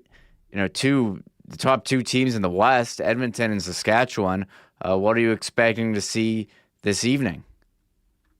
Yeah, I mean, if you would have told me a few weeks ago that, we'd be saying this would be the top 2 teams in the West, in Edmonton and Saskatchewan, I don't know if anyone would be believing that, but this Edmonton team, I mean, they've been the best story in the league so far. But of course, tonight's game has obviously been overshadowed by what happened earlier this week with Jaden Dalkey out of the Saskatchewan Roughriders. And yeah, honestly, I don't even know what to say, to be honest. I don't know. I can't imagine what his teammates are feeling and the coaches are feeling. And obviously, it's much more complicated because he wasn't the only person who lost their life. And, as we've been learning more and more information about what happened, it's obviously, the story has changed quite a bit from what we first heard, right? So, yeah, this is a very delicate situation. It's times like this where it kind of feels silly talking about football and worrying about, this receiver battle or who has a better O-line or whatever, right? So, yeah, honestly, I think this is a hard game to even try to peg down and try to predict what's going to happen, because who knows what to expect out of Saskatchewan. So, yeah, it's gonna be a weird one. Yeah, it's just been a weird week out of there for sure. And my heart goes out to everyone in that community, of course, for both people who lost their lives, of course. But yeah, I mean, this is kind of a week where obviously football seems to take a back seat, and rightfully so. For sure, and it's at 8 p.m. at Mosaic Stadium in Regina. Taylor, I know you're also part of the Target Score podcast with Joey Slatter. We had Joey on yesterday. The Seabears, chance to clinch home playoff game with a win tonight. What a season it's been for them, and highlighted by Teddy Allen setting the single game points record. Xavier Moon's arrival finally. Seems like everything's coming up Seabears. Oh my goodness, who could have saw this coming when, they signed Xavier Moon, the greatest player in league history, right? Like the MVP trophy's literally designed with the next after Xavier Moon, and he doesn't even play until a week ago, right? And yet they were cruising along just fine without him. And it was like, okay, obviously you want Xavier Moon in the lineup, but it was like, if they don't get him, I think they might be okay anyways, because Teddy Allen is playing the best basketball of his career right now. So yeah, they've been a fun team to watch. And now that Xavier Moon is playing, he got that clearance from FIBA and his club team in Russia. It's like, okay, well now the sky's the limit for this group. And it's pretty crazy that we're towards the end of July and we're already talking about them, locking up a playoff spot in the West Division and whatnot, right? So this is far and away the best Seabears team in franchise history so far. This is a team that hasn't won a playoff game yet. I mean, this is a team with a first-year head coach and Mike Rainbow, and yeah, they've been a hell of a story. So wherever this season ends for them, I mean, again, they've already been an incredible story and kind of really have achieved things that probably no one thought they were going to achieve. Again, just considering that they've been without Xavier Moon this whole time. So yeah, they've been fun to watch, and honestly, Teddy Allen seems to be running away with this MVP race. So what a story that will be as well. This guy who was last year obviously ended on not great terms, now come back, and some people at the start were kind of like, I don't know if they should bring this guy back or not, but he's obviously silenced all those critics and he's playing fantastic, and more importantly, has his team winning. So yeah, Seabears, they've been quite the story for sure. Yeah, new playoff format in the CBL, where the first seed will place the fourth seed on Thursday, August 6th, and the Seabears can lock up that with a win against the Vancouver Bandits. Taylor, been great chatting with you. Loving all your work in the Winnipeg Free Press, and looking forward to catching up next week. Thanks so much for hopping on here. Yeah, you bet. Take care, guys. Take care. There he is, Taylor Allen, Winnipeg Free Press, on here, Winnipeg Sports Talk. Check him out on X. What is he? Taylor Allen 31, Reggie Miller, a big Reggie Miller guy. So we'll have plenty more Bomber talk coming up. We'll have more clips of Mike O'Shea. Connor and I will be giving our Chudds Sports Power Poll as well. We've got plenty to come, including boxer Stephen Butler. But first, here's Huss. Hockey season. Not that we want to end summer, but it is just around the corner.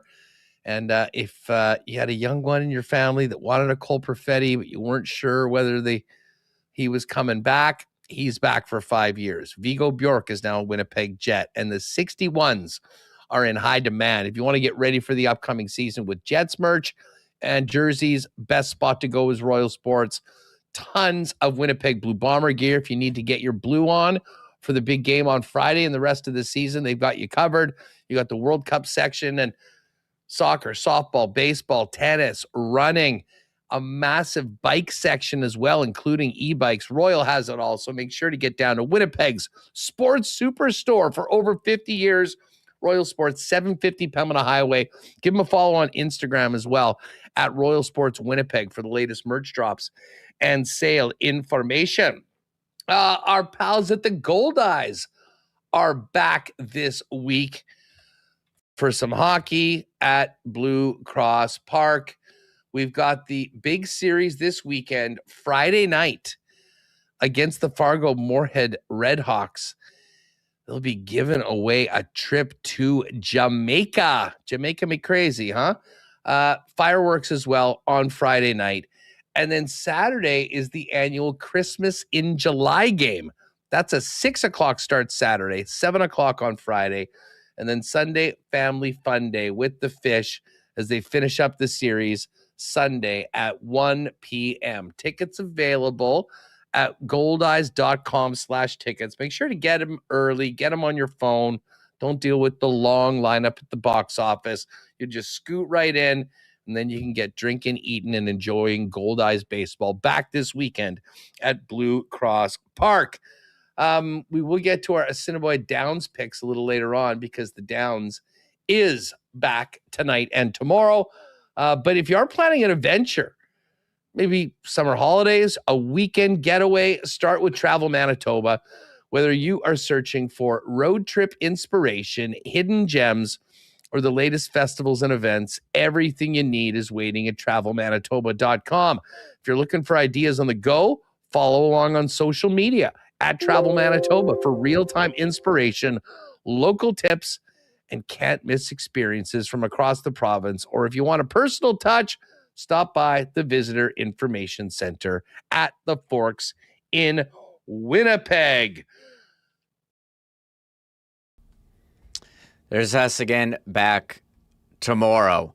My next guest coming up is Canadian boxer Stephen Butler. He's stepping into the ring in one of the biggest stages in the sport, Sunday, July 26th. He's facing off against Edgar Berlanga at Madison Square Garden's Infosys Theater in New York. He's from Montreal. He enters the fight with a 4-fight knockout streak and will be making his debut with Zuffa Boxing. It's a new promotion led by Dana White and the TKO Group. Big opportunity for Butler, one of the biggest names in the super middleweight division. Canadian fans, you can cheer for Stephen and watch the entire card on Paramount Plus, with the main card beginning at 8 p.m. I caught up with Stephen earlier this week to chat about his upcoming fight. Stephen, how's fight week been so far for you? Yeah, it's going good. Now is the fun part. The training camp is done. We have just a little bit of maintain to catch the winning on Saturday. So we have a couple of pounds again to lose. And yeah, man, I'm just have some fun to do that. You mentioned training camp. The fight is this Sunday on Paramount Plus. How far in advance do you have to start your training camp to prepare for a fight like this? 8 weeks, like normal, hard training camp with John in Connecticut. I was there for all the training. Never go back to see my kid in Canada. Stay in Hartford and train, and recovery at the same time because train is good, but the recovery is good too. So I'm prepared. I have a good recovery session, and I am on my best shape I never have. You know, growing up in Montreal, when did you start getting into boxing? Did someone introduce you to it? Yeah, I started boxing at 12 years old, so for a long time, man. Now I have 30, so yeah, I do this for all my life, and that's for sure. I have up and down in life and up and down in boxing. So yeah, I'm proud and I'm happy to where I'm at now. I'm gonna have my biggest fight against Belenga, so it's going good. Was there a moment for you where you realized, hey, I can make a career out of boxing? Yeah, at 17. At 17, when I decided to stop play basketball, stop play hockey, stop play soccer, because I was playing on the elite level too, because I'm an athlete, guys, and I stopped all the sport because I don't want to get injury for my boxing. And yeah, so I turned pro at 18. So for 12 years now, I'm with the same manager, same promotion, and I'm happy. I'm happy with all that. You mentioned your biggest fight coming up on Saturday at Madison Square Garden. What does it mean to you to be fighting at the world's most famous arena? Yeah, I'm very happy, and I appreciate all the process to fight on Madison Square Garden. But at the end, if a ring is a ring, a place is a place. You can put me wherever you want against Belenga, and I'm gonna win. You can put me in China or whatever, Canada too. So yes, I know I'm gonna be underdog, and that's his own place. But I'm come to break the surprise and break the cake. What's it like, how exciting has it been being part of Zuffa Boxing, a new promotion? Yeah, Zuffa Boxing is very good, man. All the people was working for Zuffa. I appreciate all the security and all the person who's contact me to make the interview. And yeah, that's some nice and great people. And you mentioned training camp. Like, what specific, for people who may not know, what specifically goes in to a training camp? What have you been working on for Sunday's fight? No, I will not tell you my game plan for sure, but yeah, now we're working good. We eat good and we recover good, and we are ready for the best Belenga gonna come Sunday. So you mentioned the training part's over. It's fight week. What does the schedule of fight week look like? The schedule now, I have a little training to do tonight after the interview, because I have the other interview. Tomorrow I know we're gonna choose the shirt and some boxing stuff from Zuffa. We have a couple of things to do this week. I don't know like that, but yeah, it's a fight week on schedule, man. Like always. For myself, I will just recover, look the television, check my phone a little bit, talk with my kid, talk with my wife, and take it easy and be ready for Sunday. And your opponent, Edgar Berlanga, what do you know about him, and what do you expect from him in the ring on Sunday? He's good. He's good. He's not a bad boxer, but I think for myself, he's overrated. But I'm better than him from all aspects of in boxing. That's 100% for sure. But I don't look him like it's gonna be an easy fight. I know he's gonna come and with a lot of heart, and he's gonna come ready because he have 1 year of inactivity because he gets stopped with Hamza Shiraz his last fight, and he's gonna come hungry and try to come back on the victorious session. So I'm here, man. Me, for myself, I want to continue my victory session. So it's going to be fun and a good war. For people who may not have seen you box before, what's your biggest strength as a boxer? I have a big punch, man. I have a lot of power, and that's what I know. I started boxing at 12 years old, so I still have a good skills boxer. So I'm an explosive fighter and a fun boxer to watch. 100% sure. And what does it mean for you to represent Canada on a stage like this? But I'm born and raised in Canada, Quebec, the French part of Canada, and I'm proud, man. I'm proud. Yeah, I'm proud to represent my country and my people. So yeah, it is what it is. We come there in the United States with all the respect for the American, but the Canadian gonna finish victorious. And you mentioned biggest fight of your career. What would a win on Sunday do for your career? It's gonna be my biggest win for sure, but I don't want to talk to you about what's gonna be and what's gonna stuff like that. But I know it's gonna have another door open for me to be more closer for what title fight. Awesome, Steven. Going into a fight, you got any special routines or superstitions? Recovery, man. Just relax my mind and remember myself the game plan. Talk with my kid, talk with some people who love me and have the good intention in me for me. So yeah, just relax. And for anyone out there who's looking to watch your fight on Sunday, Paramount Plus, any messages to the fans out there who'll be cheering you on wearing the Canadian flag? Don't blame. The fight's gonna be an explosive fight. Don't go to the bathroom because I can finish the fight anytime. There you go. Well, Steven, good luck on Sunday. Thank you so much for taking the time to join me here today on Winnipeg Sports Talk. Thank you. I appreciate you.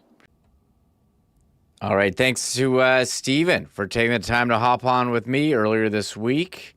I'll be tuning in Sunday, Paramount Plus, watching him take on Edgar Berlanga, and I'm just pulling up the Coolbet lines. Stephen Butler, plus 240 underdog.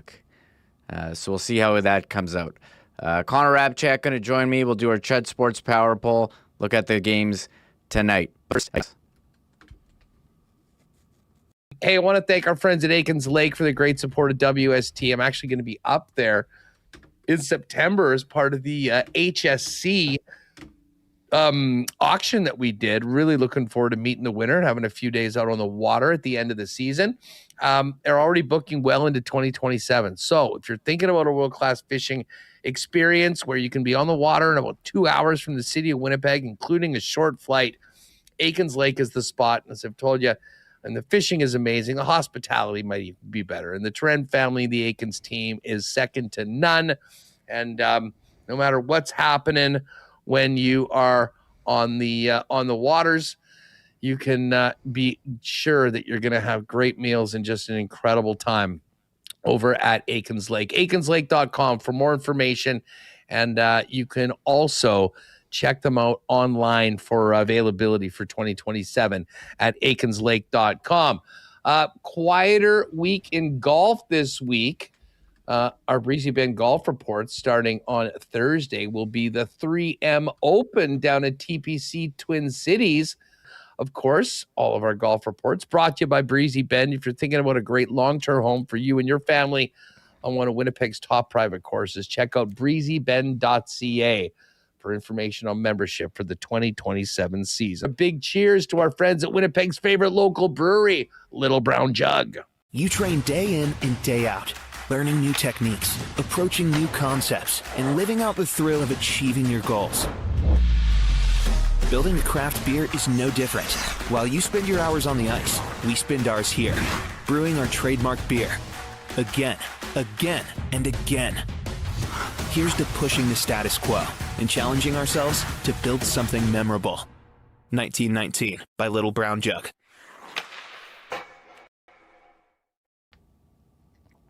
Nothing says summer night like a nice 1919. Counting down, Bombers, Stampeders tomorrow, Princess Auto Stadium. Not quite a sellout yet. Haven't seen that announcement, but I'm sure with the beautiful Winnipeg summer evening, we're on our way. But Mike O'Shea was asked yesterday just about the new look receiver group. Brought in Tim White, Tommy Neild as well. Here's what Mike O'Shea had to say yesterday. I think the pieces we added, both Tim and Tommy, they're very, very professional. They come in with a great work ethic, focused, like I said, professional in the meeting room. If you're in the meeting room with them and they get asked any questions, they always have a very thoughtful answer. They've obviously been listening, taking notes, are intelligent, and they take that out on the field. In terms of the entire room, I think we've got a very, very good receiving room. I think that the group has gelled well together. I think they make each other better. I think they hold each other accountable. It's just all, that's all excellent for a head coach. I'm wondering what that, in your mind, from your perspective, that does for a quarterback, though. Like, instead of maybe having one or two guys that you really trust, that you're comfortable going to. In this case, we've seen already this season, there's several that Drew and or Zach are comfortable going to. What does that do for a quarterback in your mind? Well, it does open up the reassurance you have, I guess, as a quarterback. I haven't stood back there. I probably couldn't see anything. So, but knowing that you're throwing some passes when you just can't quite get the final picture, you take that initial snapshot, the ball snaps, everything's happening, and you sort of confirm something if you got vision to it. But you just trust that these guys are going to be where they're supposed to be when they're supposed to be there. And for the most part, that's how it's happening, right? Once again, nobody's played a perfect game, and everybody's human, and there's mistakes that are being made and lots of corrections that we go through all the time because we're, there's just, it's pro sport. There's a standard. There's a standard. It's supposed to be a standard of excellence. Every team's going to have the same thing, a standard of excellence. With receiver and quarterback play, you're talking about a yard. They could be running for 4 seconds, and you're talking about you missed your mark by a yard, right? Or you missed your waggle by a yard, or that's the standard that they approach.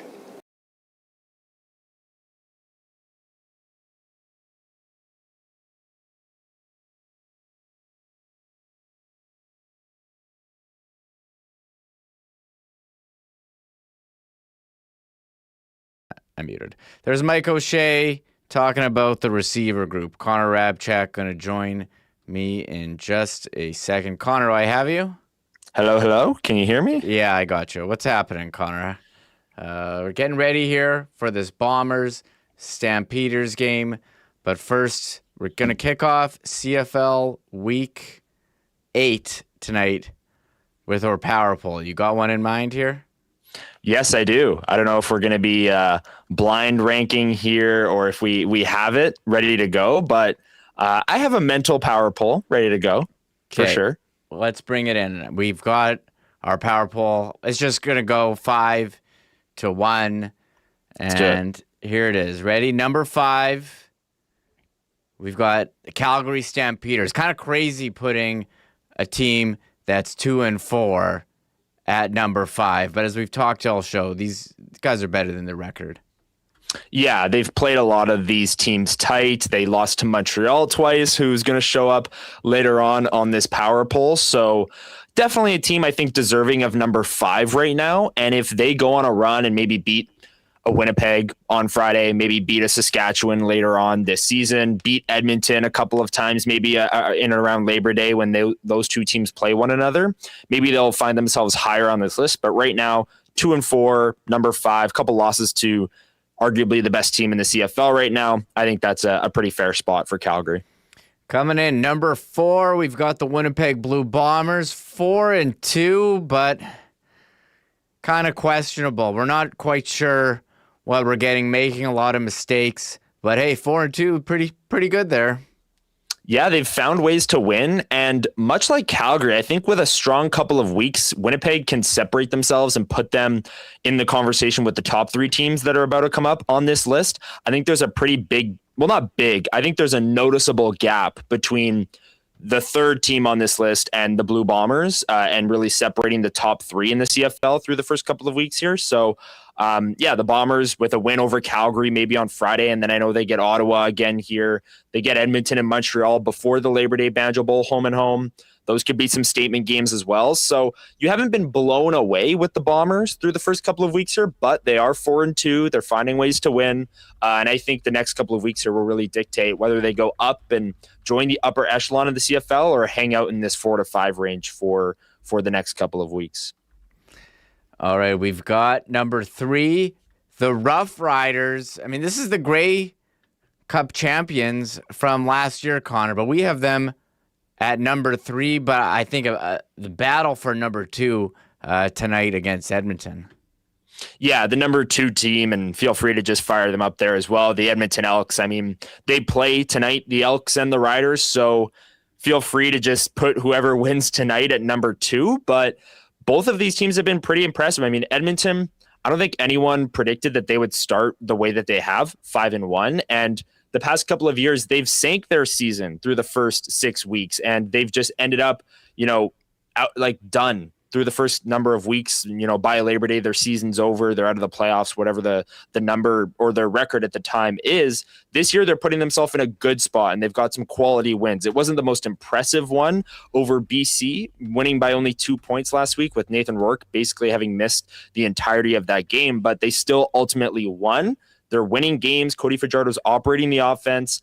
I think they're worthy of being number 2. Saskatchewan right there at number 3. I think those two teams, I mean, we have to put 1-2, have to put 1-3. There's valid arguments for both being number 2. And hey, whoever wins tonight, feel free to put them number 2. Number 1, Montreal Alouettes. They made the Grey Cup last year. Davis Alexander's hurt, but he's showing hey, this is the best QB in the league. 5-1. They're looking pretty good. A chance to go 6-1. They're playing Sunday, the 6 p.m. game at home against Hamilton.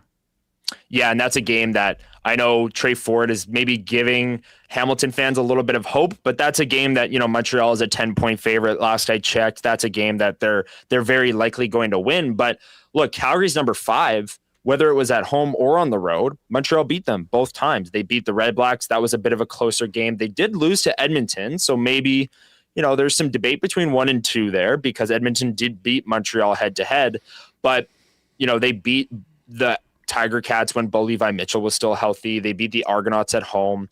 I do think Montreal, their number to win the Grey Cup right now is so short because they're the only Eastern team on this list. The other 4 are West Division teams. I think Montreal certainly has a case to coast through the regular season, win the East final, and boom, you're in the Grey Cup in a very weak East division, assuming Bo Levi Mitchell doesn't come back this year. But certainly, I mean, their record speaks for itself. They are at the top of the East. They've had some impressive wins, and these back-to-back games against Calgary, who does crack our top 5, winning both at home and on the road, I think is worth something. So Montreal number 1, Edmonton number 2, Saskatchewan 3, Winnipeg 4, Calgary 5. Montreal number 1, the only Eastern team on the power poll. And I think as it stands today on July 23rd, they have a pretty easy path to the Grey Cup, but a lot can change in a number of months in the CFL for sure. Yeah, so there we go. There's our power poll for Chudds Power Sports. We'll have another one later on this week. I guess that's tomorrow. And you mentioned the Grey Cup futures odds. Here's Coolbet. They're hand in hand with us. Montreal plus 190 to win the Grey Cup, then Saskatchewan plus 360, Edmonton plus 650, then the Bombers plus 750, but Calgary and Toronto plus 800.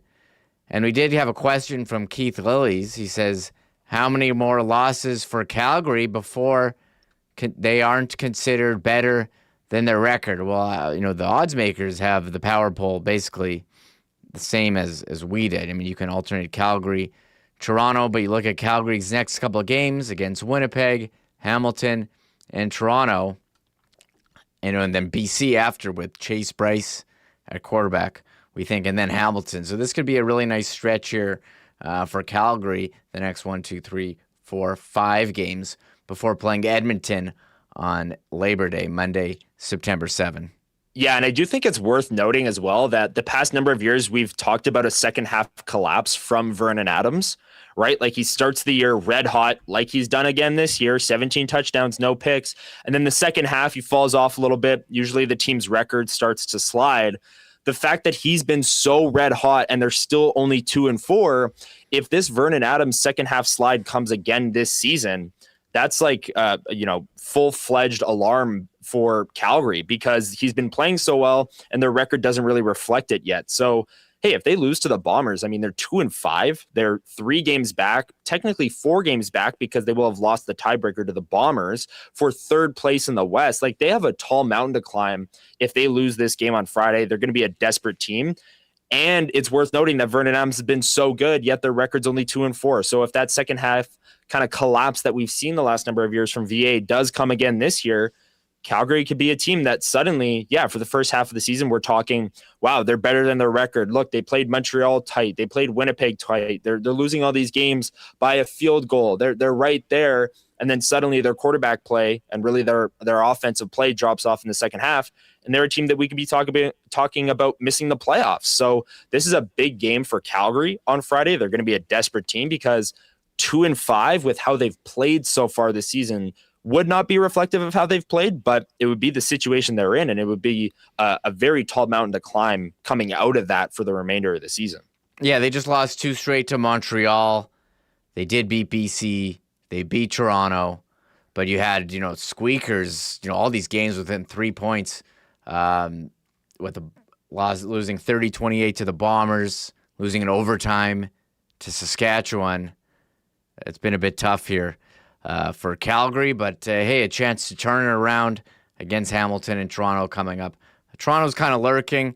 Chad Kelly, great offense, can't stop anyone. Hamilton's got this great defense, and now with Bo Levi-Mitchell out, well, the offense wasn't really scoring, although Trey Ford looked pretty good, kind of got saved by the missed field goal and the rule change. So I'm very intrigued about Hamilton. I imagine it's not going to go well for them against Montreal, as Montreal's been pretty tough this year, and Hamilton 10-point underdogs to Montreal on Sunday. We'll go through the rest of the lines, but I did want to ask you, Connor, I know you're in Gimli right now, but you're making a special trip in tonight, going to the Sea Bears game. How about that? Sea Bears, I talked about it with Taylor briefly, chance to clinch a home playoff game with a win over Vancouver. Yeah, and there was the game Sunday where Teddy Allen put up 54 points, and I feel like every time I refreshed my timeline on Twitter, I saw a new post of a new record that Teddy Allen broke, whether it was franchise points or all-time CEBL points in a single season, which was a record that he broke. I mean, 54 points in one game when it's 10-minute quarters for 4 quarters, and then they cut the fourth quarter off for target time as well. Like, that is very tough to do, putting up that number of points. I mean, we're used to it in the NBA, but there's more time in the NBA for them to put up 54 points, and it doesn't cut off at the end for target time as well. So 54 points in the CBL is a ton of points. There's a reason it's a record. And this Sea Bears team has been so much fun to watch so far this season. Now they're adding Xavier Moon, which they did last game, and he's continuing with this team as well, 3-time CEBL MVP. That's only going to make them more exciting to watch. And they're playing the Vancouver Bandits tonight, who are 12-8. The Sea Bears are 13-7. This is a battle for first in the West. You mentioned it, Remo. The Sea Bears can clinch that number 1 seed playoff game tonight with a win. So I'm fired up for this one. I mean, Teddy Allen, can he continue that? Obviously, you're not expecting him to put up 54 points in consecutive games, but is he going to come out firing, and is he going to be red hot and just continue that momentum? What is it going to be like? It's always a great atmosphere. Every Sea Bears game I go to, it's such a fun time down at Canada Life Center. And this team this year has been playing like a team. Defensively, they seem to be better than they have in years past. They're sharing the ball more. And then every once in a while, Teddy Allen can just go off for 50-plus points as well, which is pretty fun to watch. So I'm excited for tonight's game, battle for first. And then they have another game Saturday as well, Saturday afternoon, the Sea Bears do. So a couple of big home games as the season winds down for the Sea Bears. And then the playoffs and championship weekend are in the next couple of weeks here. So, hey, if they can win tonight, lock up that number 1 seed. They've been awesome all year. Now they're adding Xavier Moon for the stretch run. Very exciting times when it comes to the Sea Bears, and tonight's game is going to be a fun one. Yeah, going to be extra fun tonight with the special, can I say, celebrity guest in the building, Stanley Cup champion Seth Jarvis. But no one cares about Seth Jarvis. We care about his friends, the good old Canadian boys, who are probably more popular than Seth Jarvis. Look at this picture. The Sea Bears putting it out there. I mean, Jarvis is all small, and then it's the good old Canadian boys taking out way more of the graphic. I think they're way more in demand. I'm still waiting to hear about when his Stanley Cup parade is, or a party here in Winnipeg, if there's going to be a public viewing. We spoke with Katie Tabin, who won the Walter Cup with the Montreal Victoire. She's having it in Oakbank on Saturday. But I imagine that would be a good opportunity to meet the good old Canadian boys. And you did see them at Super Spike, didn't you? They were at Super Spike, and I went to high school with a couple of the guys in the group, so I did check in with them and said I've been seeing them all over Instagram, and you can't miss the content. They're at the Cup final, they're at the Olympics, they're everywhere. Now they're at the Sea Bears game along with Seth Jarvis, so I'm excited to see that tonight as well. But yeah, these guys are everywhere. Like you said, I saw them at Super Spike. They're making appearances all across the globe, Olympics, Stanley Cup, all over the place. And now they're at the Sea Bears game tonight. So that should be fun. Should be great seeing them on the Jumbotron and things like that. And hopefully the Sea Bears can treat everyone in attendance to a fun game and a win. Yeah, will any of them be shirtless as they were at the Cup final? And Seth didn't appreciate that. Said he should put a shirt on in the post game. Depends how the game goes, I guess. It depends on the game. Maybe they need everyone to rally and take their shirts off. It's going to be pretty hot out there. Maybe it'll be hot at Canada Life Center. And Connor, speaking of day with the Stanley Cup, Carolina put out this picture today, saying, what was the caption? Feeling fly with the cup. And here it is. Nikolai Ehlers driving, was that a Lamborghini? Oh my goodness. And with the cup. The yellow Lambo. And the cup in the passenger seat, buckled in. That's like what I do when I pick up my Culligan water bottles. You got to buckle it in. Got to be safe. But how about that for a summer photo? He's very dialed in on the road there. Very dialed in. And yeah, shout out to the seatbelt on the Stanley Cup. You don't want that thing moving around in the front seats. Safety first. You love to see it. And yeah, I mean, he's got the shades on, convertible yellow Lambo. I mean, Nikolai Ehlers is living life. That's for sure. Living life. So I'm looking forward to more pictures. I saw Mark Jankowski has his celebration in Toronto. I'm assuming it'll make its way in Manitoba for Seth Jarvis and Jordan Martinook. Didn't really touch on the other NHL signing today. Jet Greaves and Columbus finding some common ground there. It seemed like they just split the difference after they made their proposals for arbitration, saying, hey, we don't want to do this. They're probably going to pick it down the middle. So let's do something similar. 3-year, $15 million contract for the Blue Jackets and Jet Greaves. Yeah, and Jet Greaves is one of those goalies. He's 25 years old. He's got amazing underlying metrics as a goalie, but last year played his first full season with the Blue Jackets, kind of being handed that big role. He had 55 games played, .908 save percentage. So he's a guy with a lot of potential, and the Blue Jackets are getting him for the next 3 years, $5 million per. Like you said, Remo, I mean, once the filings were public, yeah, the AAV ends up at $5 million, which is right down the middle of where the two sides landed. Medium term on a 3-year deal. They didn't lock him up for 8 years or 7 years or anything like that. It also wasn't a 1-year deal like Jason Robertson in Dallas. So look, I mean, these the filings become public, and then teams don't want to go to arbitration and say a bunch of bad things about one another. So they ultimately settled for right in the middle around medium term. Nothing really too shocking there, but it'll be interesting to see how Columbus does. I mean, Jet Greaves is a guy, again, can he be a 60-plus game starter and give you 9, 10-plus save percentage starts? And Columbus is a team, there's been a lot of turmoil or rumors around them this offseason with Zach Werenski. Then they put out the joint statement with Don Waddell and Zach Werenski saying, no, he's here to stay. He's here to compete in Columbus. Jet Greaves is going to be their guy in net, and we'll see how that goes for them. They're getting the prime age years of his career, right? Like 25 to 28 for the next 3 years. That's when you're hoping to get really good value out of your players. So we'll see if Jet Greaves can provide that. And yeah, I wasn't too shocked by the term or the AAV of that one.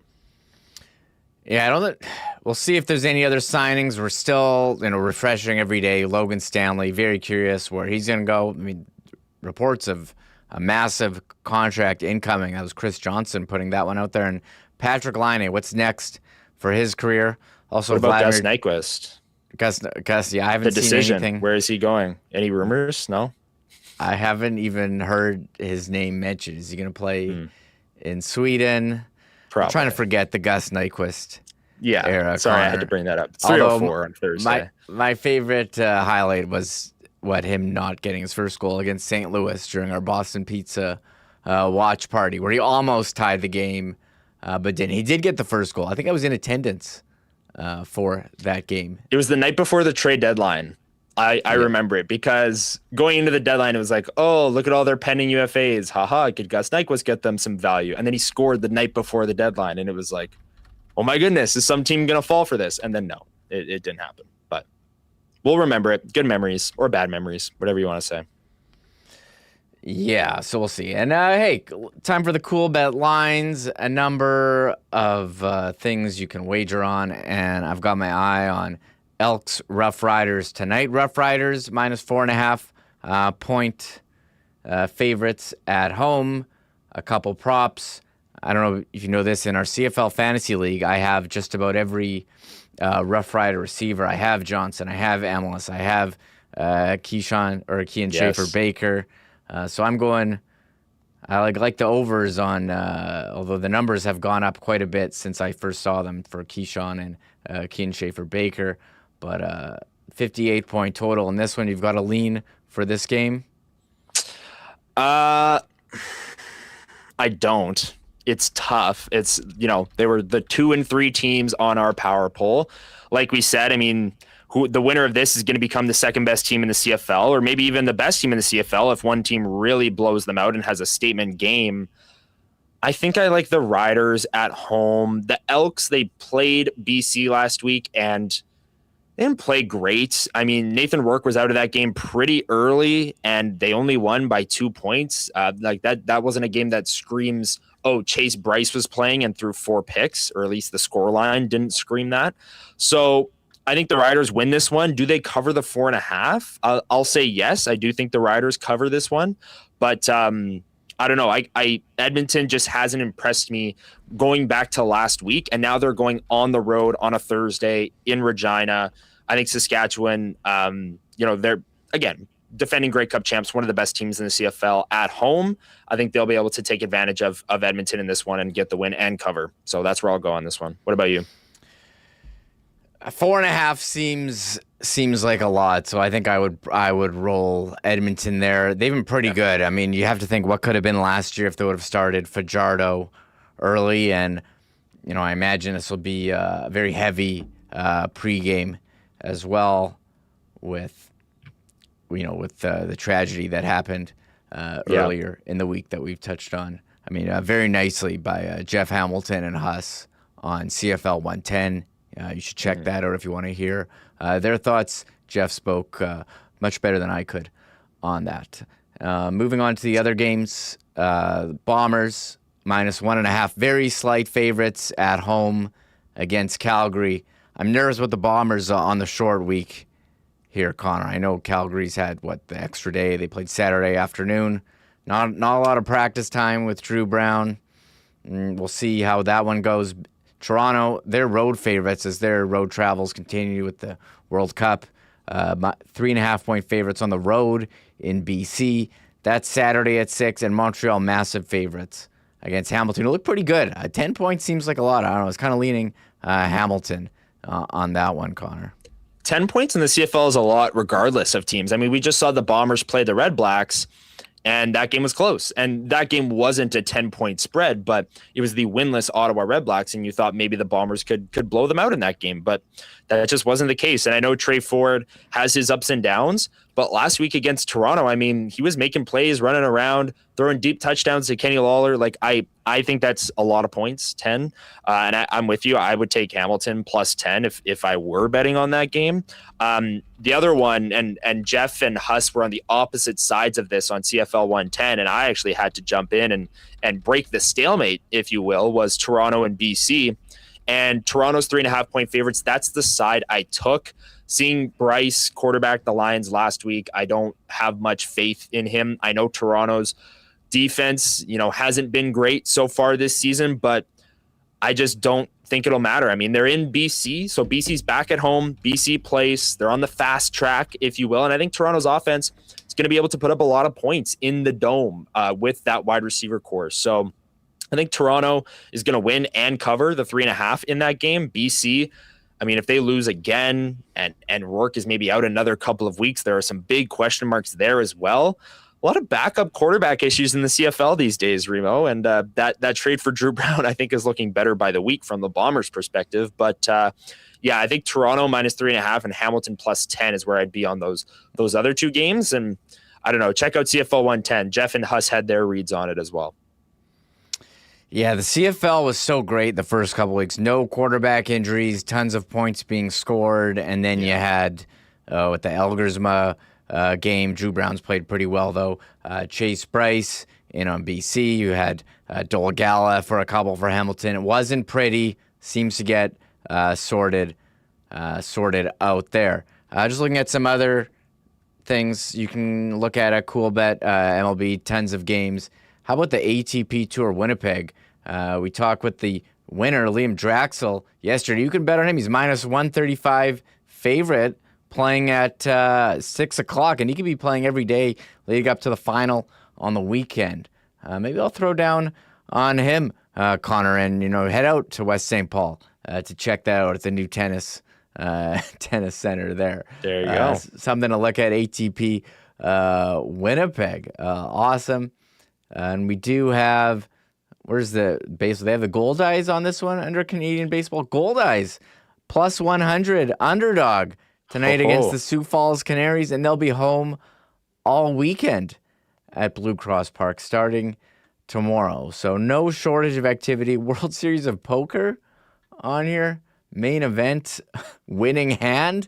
Okay, I know it's dog days of summer.